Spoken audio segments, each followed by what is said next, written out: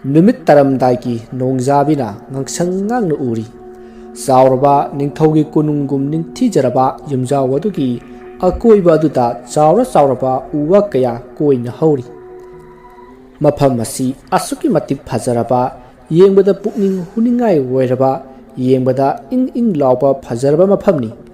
Sauraba gate lomdagi mamal atangba karama phingni yangna thaujillaktuna khami.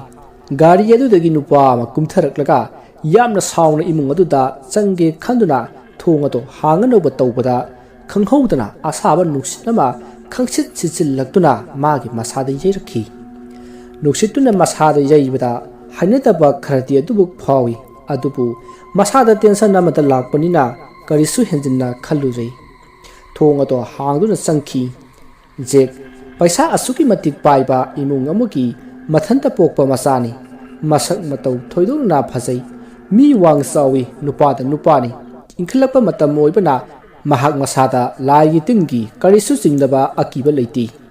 aduna sauraba thong ado hangdoktuna mahak yum aduta karisu singdaba leitana sengaklibani yum matu asuki matik sawi mamangai ningthau palingai matamda ningthauna pathana na basaramba yumjaw wamani jek yamna sauna sengaklaga yumjai aduda leiramba sofa amada khangpham phamdai aduga asaw waduna maram moraga masinda karinu khara murum soli matam aduda mapalomda masammana pokna ngoro ngoba angawpa manba nupa mana thangnaba ka amadagi pot ama puduna sen khibadu urami madu bada jekna phuk hawatuna tanari phana sana senlaba matungda nupa adu jekna phare aduga jekna nupa aduda hangi kayno imungdagi huralaga chingkhrido nupa aduna haiphen nuklaga matam ama haukhre ngasiri nangi matam amuk lagle asi haraga nukli madu tabata hanadagi sauna ka leirambaga jekto sauduna nupa adugi khawri charam paiduna sauna ei nangna haidu kaido ha nangi si miusi chiba haibudro maduda amukasu nupa aduna nuklaga nang khaktana ngamgani nang khaktana masidagi nupa aduna hura lakliba pot ado pirai pot adu karisu oiramdrei maikhet amakak oirami maduda jektu ingak ngaksani aduga maikhet adu nupa adugi makuttagi lauraga leptuna leiringai yumlomda makhol ama tai haiduna jingrubada karisu leiramdi madudagi amuk mana on thorakpadadi nupa adudi leiramdrei jek ingangai haujikta maga warisraduna leiramiba mi amana karisu hairamdana khanghoduna leiramdaba aduda mahak nupa adu karomda jatkhraба jano haiduna nak yetta koying jingi maduda karisu uraktaba aduda jek wakhalado khara chamamnana lei aduga yumlomda tapna changlai neha kaurabasu haujikti amuk ningsinglaktuna magi asawba to makha chatharaktuna sawna leiri jek graduation tamliba satra mani sahi kumri kumunga muk churi makhoigi mamannaba sing punduna outside ta matam khara koiba lusi hainaduna mamannaba Daniel amadi jot makhoi hum tanarami Daniel na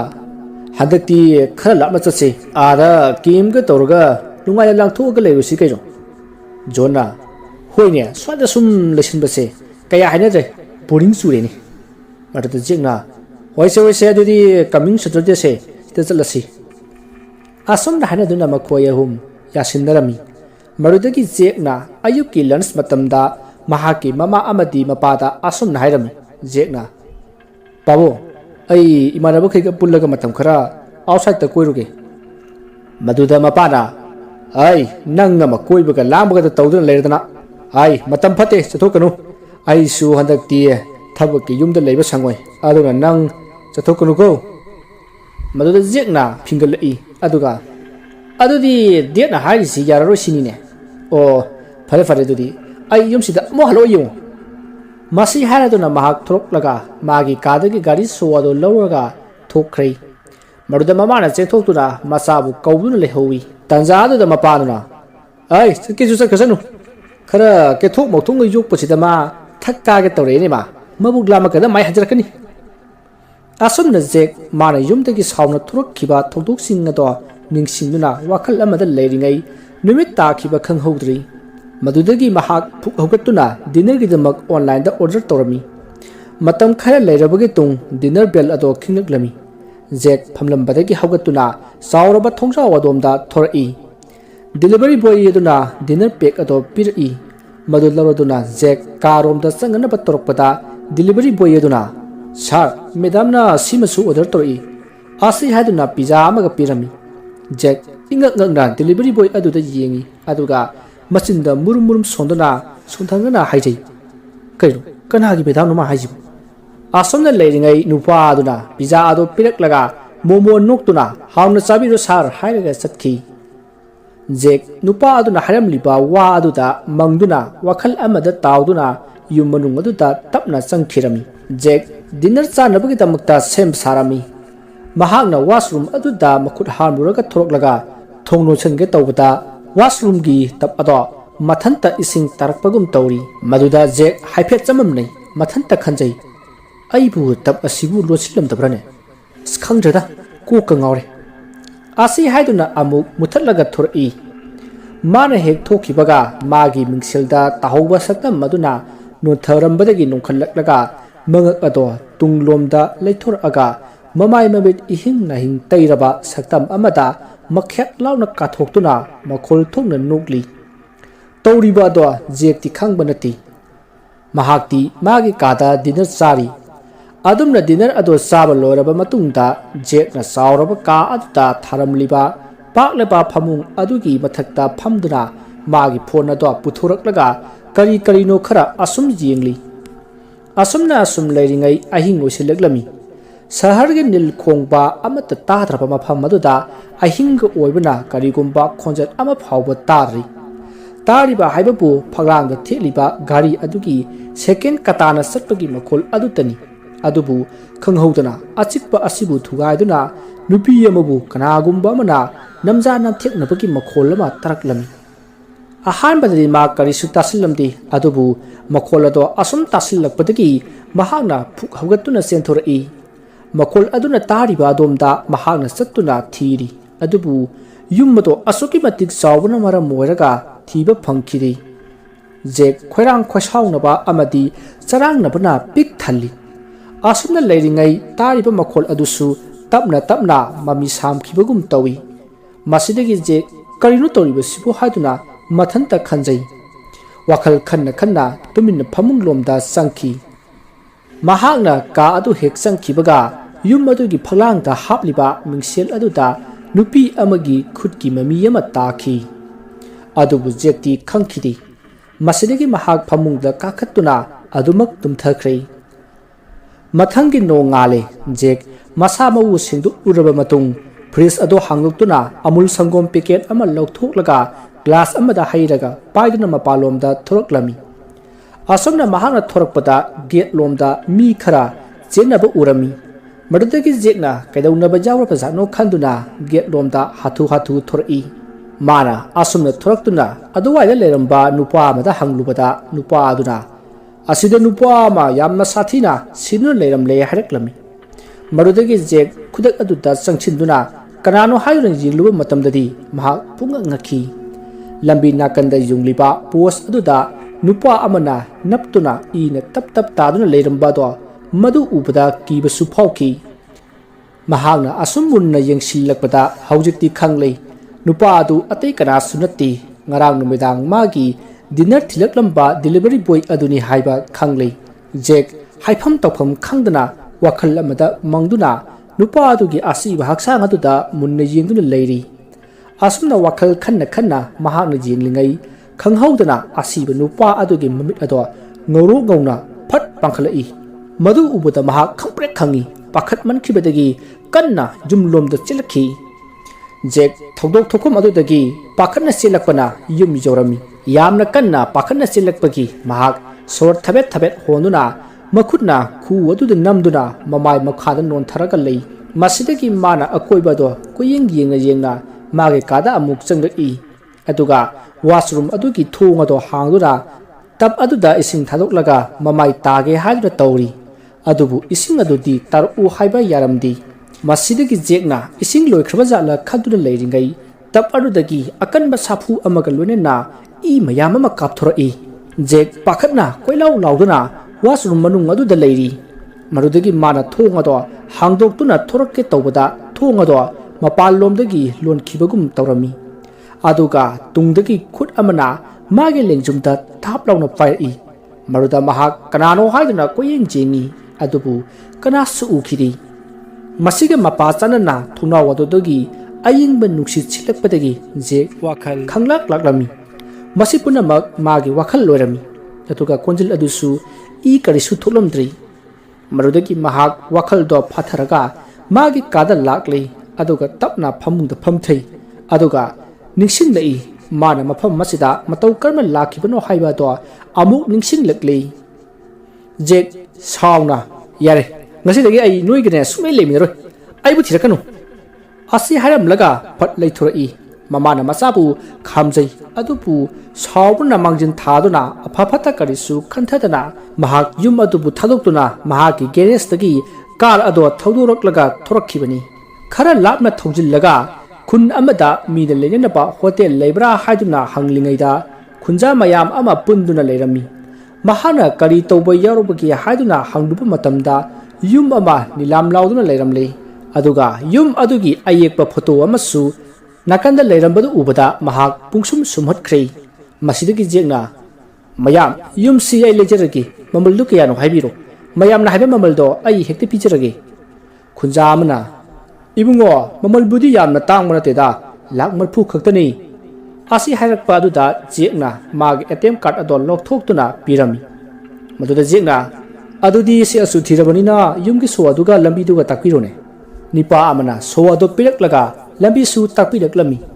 ꯖꯦꯛ ꯅꯣꯛꯐꯦꯠ ꯇꯧꯔꯒ ꯊꯥꯒꯠꯆꯔꯤ ꯍꯥꯏꯗꯨꯅ ꯃꯥꯒꯤ car ꯑꯗꯣ start ꯇꯧꯗꯨꯅ ꯊꯧꯈꯤꯔꯝꯃꯤ ꯃꯗꯨꯕꯨ ꯌꯦꯡꯗꯨꯅ ꯈꯨꯟꯖꯥ ꯃꯌꯥꯝ ꯃꯔꯛꯇꯒꯤ ꯅꯨꯄꯥ ꯑꯃꯅ ꯌꯥꯝꯅ ꯍꯩꯅꯗꯕ ꯃꯤꯅꯣꯛ ꯑꯃ ꯅꯣꯛꯇꯨꯅ ꯖꯦꯛꯅ ꯆꯠꯈꯤꯕ ꯑꯗꯣꯝꯗ ꯌꯦꯡꯗꯨꯅ ꯂꯩꯍꯧꯏ ꯑꯁꯨꯝꯅ ꯖꯦꯛ ꯐꯃꯨꯡꯗ ꯐꯝꯂꯒ ꯋꯥꯔꯤꯁꯤꯡ ꯑꯁꯤ ꯅꯤꯡꯁꯤꯡꯂꯤꯉꯩ ꯀꯗꯣꯝꯗꯒꯤꯅꯣ ꯈꯪꯗꯅ ꯑꯃꯨꯛꯀꯁꯨ ꯅꯨꯃꯤꯗꯥꯡꯗ ꯊꯣꯛꯈꯤꯕꯒꯨꯝ ꯈꯪꯍꯧꯗꯅ ꯅꯨꯄꯤ ꯑꯃ ꯅꯝꯖꯥ ꯅꯝꯊꯦꯛꯅꯕꯒꯤ ꯃꯈꯣꯜ ꯇꯥꯔꯛꯂꯝꯃꯤ ꯃꯈꯣꯜ ꯑꯗꯨ ꯇꯥꯕꯗ ꯖꯦꯛ ꯐꯤꯡꯅ ꯀꯥ ꯑꯗꯨꯗꯒꯤ ꯊꯣꯔꯛꯇꯨꯅ ꯇꯥꯔꯤꯕ ꯃꯈꯣꯜ ꯑꯗꯨꯒꯤ ꯇꯨꯡ ꯏꯟꯅꯅ ꯀꯣꯏꯊꯤ ꯊꯤꯕ ꯍꯧꯔꯛꯏ ꯑꯁꯨꯝꯅ ꯊꯤꯔꯛꯄꯗ ꯃꯥꯅ ꯂꯩꯔꯤꯕ ꯀꯥ ꯑꯗꯨꯗꯒꯤ ꯃꯈꯥꯔꯣꯝꯗ ꯀꯥꯆꯤꯟ ꯏꯊꯪ ꯊꯪꯕ ꯔꯨꯝ ꯑꯃꯈꯛ ꯁꯣ ꯂꯣꯟꯗꯨꯅ ꯂꯩꯔꯝꯃꯤ ꯖꯦꯛ ꯔꯨꯝ ꯑꯗꯨꯒꯤ ꯁꯣ ꯑꯗꯣ ꯀꯟꯅ ꯍꯥꯡꯅꯕ ꯍꯣꯠꯅꯔꯤ ꯅꯨꯄꯤ ꯑꯗꯨꯁꯨ ꯔꯨꯝ ꯃꯅꯨꯡ ꯑꯗꯨꯗꯒꯤ ꯀꯞꯄꯒꯤ ꯃꯈꯣꯜ ꯀꯟꯅ ꯇꯥꯔꯤ ꯖꯦꯛ ꯃꯁꯥ ꯑꯗꯣ ꯌꯥꯝꯅ ꯐꯤꯡꯅ ꯅꯨꯄꯤ ꯑꯗꯨꯕꯨ ꯀꯟꯗꯕ ꯌꯥꯗꯦ ꯈꯟꯗꯨꯅ ꯀꯟꯅ ꯊꯣꯡ ꯑꯗꯣ ꯍꯥꯡꯅꯕ ꯍꯣꯠꯅꯩ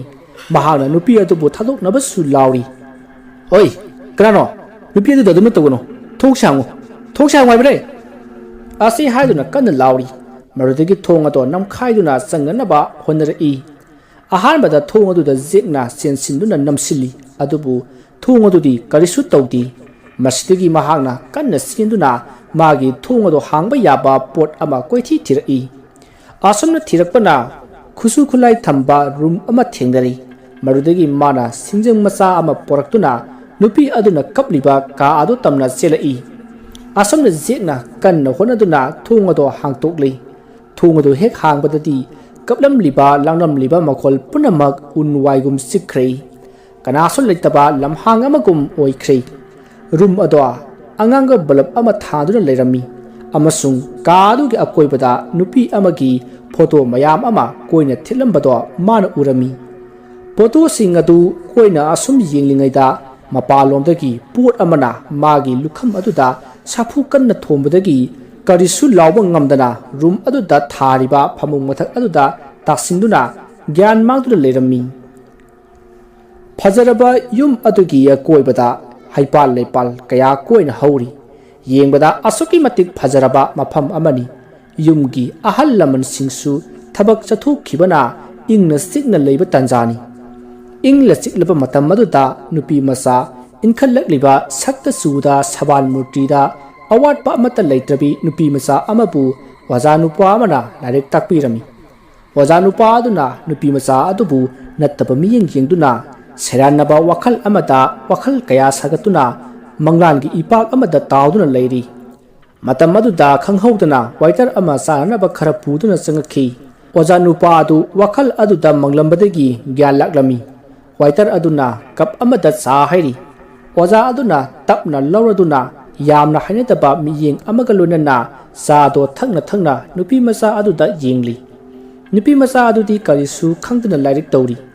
ꯑꯗꯨꯗꯒꯤ ꯑꯣꯖꯥ ꯑꯗꯨꯅ ꯋꯦꯇꯔ ꯑꯗꯨꯕꯨ ꯊꯣꯛꯈꯤꯅꯕ ꯍꯥꯏꯔꯝꯃꯤ꯫ ꯋꯦꯇꯔ ꯑꯗꯨꯁꯨ ꯊꯤꯟꯊꯕ ꯇꯧꯗꯅ ꯊꯣꯛꯈꯤꯔꯝꯃꯤ꯫ ꯋꯦꯇꯔ ꯑꯗꯨ ꯍꯦꯛ ꯊꯣꯛꯈꯤꯕꯒ ꯑꯣꯖꯥ ꯑꯗꯣ ꯃꯁꯥꯗ ꯂꯩꯔꯤꯕ ꯁꯥꯒꯤ ꯋꯥꯈꯜ ꯑꯗꯨꯕꯨ ꯐꯥꯊꯕ ꯉꯝꯂꯛꯇ꯭ꯔꯗꯨꯅ ꯅꯨꯄꯤ ꯃꯆꯥ ꯑꯗꯨꯒꯤ ꯁꯩꯌꯦꯡꯗ ꯄꯥꯏꯗꯨꯅ ꯇꯞꯅ ꯃꯍꯥꯛꯀꯤ ꯑꯅꯤꯡꯕ ꯑꯄꯥꯝꯕ ꯑꯗꯣ ꯎꯠꯊꯣꯛꯄ ꯍꯧꯔꯛꯏ꯫ ꯑꯗꯨꯕꯨ ꯏꯄꯪ ꯄꯪꯖꯕꯤ ꯅꯨꯄꯤ ꯃꯆꯥ ꯑꯗꯨꯗꯤ ꯀꯔꯤꯁꯨ ꯈꯪꯖꯔꯝꯗꯦ꯫ ꯃꯇꯧ ꯑꯁꯨꯝ ꯇꯧꯔꯝꯕꯗꯒꯤ ꯅꯨꯄꯤ ꯃꯆꯥ ꯑꯗꯨꯒꯤ ꯃꯊꯛ ꯊꯪꯕ ꯐꯨꯔꯤꯠ ꯑꯗꯣ ꯑꯣꯖꯥ ꯑꯗꯨꯅ ꯁꯦꯒꯥꯏꯔꯛꯂꯝꯃꯤ꯫ ꯃꯁꯤꯗꯒꯤ ꯅꯨꯄꯤ ꯃꯆꯥ ꯑꯗꯨꯁꯨ ꯈꯪꯕꯣꯏ ꯂꯥꯛꯄꯣꯏ ꯄꯥꯈꯠꯅ ꯐꯨꯛ ꯍꯧꯒꯠꯀꯦ ꯇꯧꯕꯗ ꯑꯣꯖꯥ ꯑꯗꯨꯅ ꯃꯥꯕꯨ ꯂꯥꯛꯇꯨꯅ ꯃꯅꯥꯛꯇ ꯆꯤꯡꯁꯤꯜꯂꯤ꯫ ꯅꯨꯄꯤ ꯑꯗꯨꯅ ꯍꯩꯅꯗ꯭ꯔꯗꯨꯅ ꯀꯤꯗꯨꯅ ꯂꯥꯎꯅꯕ ꯍꯣꯠꯅꯖꯩ꯫ ꯑꯗꯨꯕꯨ ꯑꯣꯖꯥ ꯑꯗꯨꯅ ꯃꯆꯤꯟ ꯃꯦꯟꯁꯤꯟꯈꯤꯕꯅ ꯂꯥꯎꯕ ꯉꯝꯈꯤꯗꯦ꯫ ꯑꯁꯨꯝꯅ ꯑꯣꯖꯥ ꯅꯨꯄꯥ ꯑꯗꯨꯅ ꯅꯨꯄꯤ ꯃꯆꯥ ꯑꯗꯨꯒꯤ ꯃꯁꯥ ꯁꯣꯛꯄ ꯍꯧꯔꯛꯄꯗ ꯃꯁꯥ ꯉꯥꯛꯊꯣꯛꯆꯅꯕ ꯑꯣꯖꯥ ꯑꯗꯨꯕꯨ ꯏꯟꯊꯣꯛꯇꯨꯅ ꯆꯦꯟꯒꯦ ꯇꯧꯏ꯫ ꯑꯗꯨꯕꯨ ꯑꯣꯖꯥ ꯑꯗꯨꯅ ꯀꯟꯅ ꯐꯥꯈꯤꯕꯅ ꯂꯦꯡꯕ ꯐꯥꯎꯕ ꯉꯝꯈꯤꯗ꯭ꯔꯦ꯫ ꯂꯥꯏꯔꯤꯛ ꯇꯧꯐꯝ ꯇꯦꯕꯜ ꯑꯗꯨꯗ ꯅꯨꯄꯤ ꯑꯗꯨꯕꯨ ꯅꯝꯁꯤꯟꯗꯨꯅ ꯅꯝꯖꯥ ꯅꯝꯊꯦꯛꯅꯅꯕ ꯍꯣꯠꯅꯔꯤ꯫ ꯑꯁꯨꯝꯅ ꯃꯨꯛꯅꯔꯛꯄꯗꯒꯤ ꯅꯨꯄꯤ ꯑꯗꯨꯅ ꯃꯁꯥ ꯉꯥꯛꯊꯣꯛꯆꯅꯕ ꯍꯣꯠꯅꯕꯗ ꯃꯅꯥꯛꯇ ꯂꯩꯔꯝꯕ ꯀꯦꯟꯗꯜ ꯁ꯭ꯇꯦꯟ ꯑꯃꯅ ꯑꯣꯖꯥ ꯑꯗꯨꯒꯤ ꯃꯀꯣꯛꯇ ꯁꯥꯐꯨ ꯀꯟꯅ ꯊꯣꯝꯈꯤ꯫ ꯑꯣꯖꯥ ꯑꯗꯨ ꯉꯥꯏꯍꯥꯛ ꯒ꯭ꯌꯥꯟ ꯉꯥꯎꯗꯨꯅ ꯂꯩꯔꯤꯉꯩ ꯇꯥꯟꯖꯥ ꯑꯗꯨꯗ ꯅꯨꯄꯤ ꯑꯗꯣ ꯐꯨꯛ ꯍꯧꯒꯠꯇꯨꯅ ꯃꯁꯥ ꯑꯗꯣ ꯊꯛ ꯅꯤꯛꯅ ꯀꯔꯤ ꯇꯧꯒꯗꯕꯅꯣ ꯈꯪꯗꯕ ꯃꯈꯩ ꯂꯦꯞꯂꯤ꯫ ꯑꯣꯖꯥ ꯑꯗꯨꯅ ꯅꯨꯄꯤ ꯑꯗꯨꯒꯤ ꯃꯅꯥꯛꯇ ꯇꯞꯅ ꯆꯪꯁꯤꯜꯂꯛꯇꯨꯅ ꯇꯨꯁꯤꯜꯂꯛꯈꯤ꯫ ꯑꯗꯨꯒ ꯏ ꯀꯌꯥ ꯑꯃꯁꯨ ꯅꯨꯄꯥ ꯑꯗꯨꯒꯤ ꯃꯀꯣꯛꯇꯒꯤ ꯆꯤꯡꯊꯔꯛꯈꯤ꯫ ꯇꯧꯔꯤꯕ ꯐꯤꯚꯝ ꯑꯗꯨꯗ ꯅꯨꯄꯤ ꯑꯗꯣ ꯀꯤꯗꯨꯅ ꯂꯥꯎꯔꯒ ꯍꯟꯗꯣꯛꯄꯗ ꯅꯨꯄꯥ ꯑꯗꯨ ꯂꯩꯃꯥꯏꯗ ꯁꯣꯔ ꯍꯣꯟꯗꯅ ꯇꯥꯗꯨꯅ ꯂꯩꯈꯤ꯫ ꯃꯁꯤꯗꯒꯤ ꯖꯦꯛ ꯈꯪꯍꯧꯗꯅ ꯒ꯭ꯌꯥꯟ ꯈꯪꯂꯛꯂꯛꯏ꯫ ꯖꯦꯛ ꯇꯞꯅ ꯃꯁꯥ ꯑꯗꯣ ꯂꯦꯡꯉꯛꯇꯨꯅ ꯍꯧꯒꯠꯅꯅꯕ ꯍꯣꯠꯅꯔꯛꯏ꯫ ꯃꯍꯥꯛꯅ ꯍꯧꯒꯠꯂꯛꯄ ꯃꯇꯝꯗꯗꯤ ꯅꯨꯃꯤꯠ ꯇꯥꯔꯝꯂꯤ꯫ ꯄꯨꯡꯃꯝ ꯃꯝꯗꯨꯅ ꯂꯩꯔꯝꯂꯤ꯫ ꯉꯁꯥꯏ ꯃꯥꯅ ꯊꯨꯒꯥꯏꯈꯤꯕ ꯊꯣꯡ ꯑꯗꯨꯁꯨ ꯀꯔꯤꯁꯨ ꯇꯧꯗꯅ ꯂꯩꯔꯝꯃꯤ꯫ ꯃꯍꯥꯛ ꯀꯔꯤꯁꯨ ꯅꯤꯡꯁꯤꯡꯕ ꯊꯣꯛꯈꯤꯗ꯭ꯔꯦ꯫ ꯑꯗꯨꯕꯨ ꯏꯃꯨꯡ ꯑꯁꯤꯗ ꯀꯔꯤꯒꯨꯝꯕ ꯈꯔꯗꯤ ꯊꯣꯛꯂꯦ ꯍꯥꯏꯕꯁꯤ ꯈꯪꯂꯤ꯫ ꯑꯗꯨꯅ ꯃꯍꯥꯛ ꯊꯨꯅ ꯍꯧꯒꯠꯀꯦ ꯇꯧꯕꯗ ꯃꯁꯥ ꯑꯗꯣ ꯏꯅꯝ ꯅꯝꯕꯒꯨꯝ ꯍꯧꯒꯠꯄ ꯉꯝꯗꯗꯨꯅ ꯑꯃꯨꯛ ꯇꯨꯊꯔꯛꯂꯝꯃꯤ꯫ ꯃꯄꯥꯟꯂꯣꯝꯗꯅ ꯃꯐꯝ ꯈꯨꯗꯤꯡꯃꯛ ꯂꯩꯆꯤꯜꯅ ꯄꯨꯡꯉꯧ ꯉꯧꯈ꯭ꯔꯤ꯫ ꯃꯊꯣꯡ ꯃꯔꯝ ꯈꯪꯗꯅ ꯃꯥꯏꯀꯩ ꯁꯂꯥꯏ ꯈꯪꯗꯕ ꯃꯈꯩ ꯅꯨꯡꯁꯤꯠ ꯀꯌꯥ ꯑꯃꯁꯨ ꯀꯟꯅ ꯁꯤꯠꯂꯤ꯫ ꯖꯦꯛ ꯇꯞꯅ ꯍꯧꯒꯠꯂꯛꯇꯨꯅ ꯃꯀꯣꯛ ꯑꯗꯨ ꯄꯥꯏꯔꯒ "ꯑꯁ, ꯀꯩꯅꯣ ꯑꯩꯒꯤ ꯀꯣꯛꯁꯤꯕꯨ ꯑꯁꯨꯛ ꯌꯥꯝꯅ ꯂꯨꯝꯂꯤꯕꯁꯤꯕꯣ?" ꯑꯁꯤ ꯈꯟꯗꯨꯅ ꯃꯍꯥꯛꯀꯤ ꯐꯣꯟ ꯑꯗꯨꯗ ꯌꯦꯡꯂꯨꯕꯗꯗꯤ ꯅꯨꯃꯤꯗꯥꯡꯒꯤ ꯄꯨꯡ 10ꯔꯣꯝ ꯇꯥꯁꯤꯜꯂꯛꯂꯝꯃꯤ꯫ ꯖꯦꯛꯅ ꯃꯇꯝꯁꯤꯗꯤ ꯌꯥꯗ꯭ꯔꯦꯗꯅ ꯑꯁꯤ ꯍꯥꯏꯗꯨꯅ ꯐꯨꯛ ꯍꯧꯒꯠꯂꯤ꯫ ꯑꯗꯨꯒ ꯃꯥꯅ ꯀꯣꯌꯦꯡ ꯌꯦꯡꯕꯗ ꯉꯁꯥꯏꯒꯤ ꯐꯣꯇꯣ ꯑꯗꯣ ꯑꯃꯨꯛꯁꯨ ꯎꯔꯝꯃꯤ꯫ ꯃꯥꯅ ꯂꯩꯔꯤꯕ ꯔꯨꯝ ꯑꯗꯣ ꯀꯗꯥꯏꯗꯅꯣ ꯑꯃꯗꯤ ꯀꯔꯝꯅ ꯃꯍꯥꯛꯅ ꯃꯐꯝ ꯑꯗꯨꯗ ꯂꯩꯔꯝꯂꯤꯕꯅꯣ ꯍꯥꯏꯕ ꯃꯁꯥ ꯈꯪꯖꯔꯝꯗꯦ꯫ ꯃꯁꯤꯗꯒꯤ ꯃꯍꯥꯛ ꯃꯐꯝ ꯑꯗꯨꯗꯒꯤ ꯈꯨꯗꯛꯇ ꯊꯣꯔꯛꯂꯝꯃꯤ꯫ ꯋꯥꯈꯜꯗꯗꯤ ꯈꯜꯂꯤ, ꯍꯧꯖꯤꯛꯀꯤ ꯐꯣꯇꯣꯗꯨꯕꯨ ꯑꯩꯕꯨ ꯎꯈꯤꯒꯨꯝꯗꯤ ꯇꯧꯔꯦ꯫ ꯑꯗꯨꯒ ꯀꯥ ꯑꯗꯨꯗꯅ ꯑꯩꯅ ꯀꯔꯝꯅ ꯂꯩꯔꯝꯂꯤꯕ? ꯑꯁꯨꯝꯅ ꯃꯍꯥꯛꯅ ꯈꯟꯖꯕ ꯈꯛꯇꯅꯤ꯫ ꯀꯔꯤꯁꯨ ꯅꯤꯡꯁꯤꯡꯕꯗꯤ ꯊꯣꯛꯂꯝꯗꯦ꯫ ꯀꯤꯆꯟ ꯌꯧꯔꯕ ꯃꯇꯨꯡ ꯃꯍꯥꯛꯅ ꯆꯥꯅ ꯊꯛꯅꯕ ꯈꯔ ꯁꯦꯝ ꯁꯥꯔꯤꯉꯩ ꯄꯨꯡꯗꯤ 10:30 ꯇꯥꯁꯤꯟꯈ꯭ꯔꯦ꯫ ꯗꯤꯟꯅꯔ ꯑꯗꯨ ꯆꯥꯅꯅꯕ ꯇꯦꯕꯜ ꯑꯗꯨꯗ ꯊꯥꯡꯗꯣꯔꯛꯇꯨꯅ ꯃꯍꯥꯛꯁꯨ ꯐꯝꯊꯔꯝꯃꯤ꯫ ꯈꯔ ꯆꯥꯔꯕ ꯃꯇꯨꯡ ꯃꯍꯥꯛ ꯂꯣꯏꯁꯤꯜꯂꯝꯂꯒ ꯕꯦꯗꯔꯨꯝ ꯂꯣꯝꯗ ꯑꯃꯨꯛ ꯆꯪꯈꯤꯔꯝꯃꯤ꯫ ꯃꯍꯥꯛ ꯉꯁꯤꯁꯨ ꯐꯣꯟ ꯃꯦꯠꯇꯨꯅ ꯂꯩꯔꯤ꯫ ꯍꯧꯖꯤꯛꯇꯤ ꯄꯨꯡ 12 ꯇꯥꯁꯤꯜꯂꯛꯂꯤ꯫ ꯅꯨꯡꯇꯤꯒꯤ ꯇꯧꯕꯒꯤ ꯃꯇꯧꯒꯨꯝ ꯉꯁꯤꯁꯨ ꯅꯨꯄꯤ ꯑꯃꯕꯨ ꯅꯝꯖꯥ ꯅꯝꯊꯦꯛꯅꯕꯒꯤ ꯃꯈꯣꯜ ꯑꯃ ꯍꯧꯅ ꯇꯥꯔꯛꯂꯝꯃꯤ꯫ ꯃꯗꯨꯗ ꯃꯍꯥꯛꯅ ꯉꯁꯤꯗꯤ ꯃꯍꯥꯛ ꯊꯣꯛꯂꯔꯣꯏ ꯈꯜꯂꯤ꯫ ꯑꯗꯨꯕꯨ ꯃꯈꯣꯜ ꯑꯗꯨꯗꯤ ꯌꯥꯝꯅ ꯍꯧꯕꯅ ꯃꯔꯝ ꯑꯣꯏꯔꯒ ꯃꯍꯥꯛ ꯈꯥꯡꯗꯨꯅ ꯂꯩꯕ ꯉꯝꯗ꯭ꯔꯦ꯫ ꯖꯦꯛ ꯐꯨꯛ ꯍꯧꯒꯠꯇꯨꯅ ꯇꯥꯔꯤꯕ ꯃꯈꯣꯜ ꯑꯗꯨꯒꯤ ꯃꯇꯨꯡ ꯏꯟꯅ ꯊꯣꯔꯛꯂꯝꯃꯤ꯫ ꯑꯗꯨꯕꯨ ꯉꯁꯤꯗꯤ ꯆꯥꯎꯔꯕ ꯌꯨꯝ ꯑꯗꯨꯒꯤ ꯍꯦꯛ ꯆꯪꯐꯝ ꯃꯤꯇꯤꯟꯐꯝ ꯑꯣꯏꯔꯤꯕ ꯀꯥ ꯑꯗꯨꯗꯅꯤ꯫ ꯃꯁꯛꯇꯤ ꯁꯨꯡꯎ ꯎꯗꯅ ꯅꯨꯄꯥ ꯑꯃꯅ ꯅꯨꯄꯤ ꯑꯃꯕꯨ ꯅꯝꯖꯥ ꯅꯝꯊꯦꯛꯅꯔꯤ꯫ ꯄꯣꯠ ꯆꯩ ꯀꯌꯥ ꯑꯃꯁꯨ ꯏꯆꯥꯏ ꯆꯥꯏꯔꯤ꯫ ꯃꯗꯨꯗ ꯖꯦꯛꯅ ꯆꯪꯂꯨꯕꯗ ꯑꯀꯤꯕ ꯐꯪꯂꯕ ꯈꯣꯟꯊꯥꯡ ꯅꯥꯏꯔꯕ ꯅꯨꯄꯤ ꯑꯃꯒꯤ ꯈꯣꯟꯖꯦꯜ ꯑꯃꯗ "ꯅꯪ ꯆꯪꯂꯛꯀꯅꯨ" ꯍꯥꯏꯗꯨꯅ ꯂꯥꯎꯔꯛꯂꯝꯃꯤ꯫ ꯑꯃꯗꯤ ꯃꯅꯥꯛ ꯑꯗꯨꯋꯥꯏꯗ ꯂꯩꯔꯝꯕ ꯄꯣꯠ ꯑꯃꯅ ꯂꯪꯉꯛꯇꯨꯅ ꯖꯦꯛꯀꯤ ꯃꯔꯥꯏꯕꯛꯇ ꯈꯔ ꯁꯣꯛꯍꯜꯂꯝꯃꯤ꯫ ꯃꯗꯨꯗꯒꯤ ꯃꯍꯥꯛꯁꯨ ꯂꯩꯃꯥꯏꯗ ꯇꯨꯔꯝꯃꯤ꯫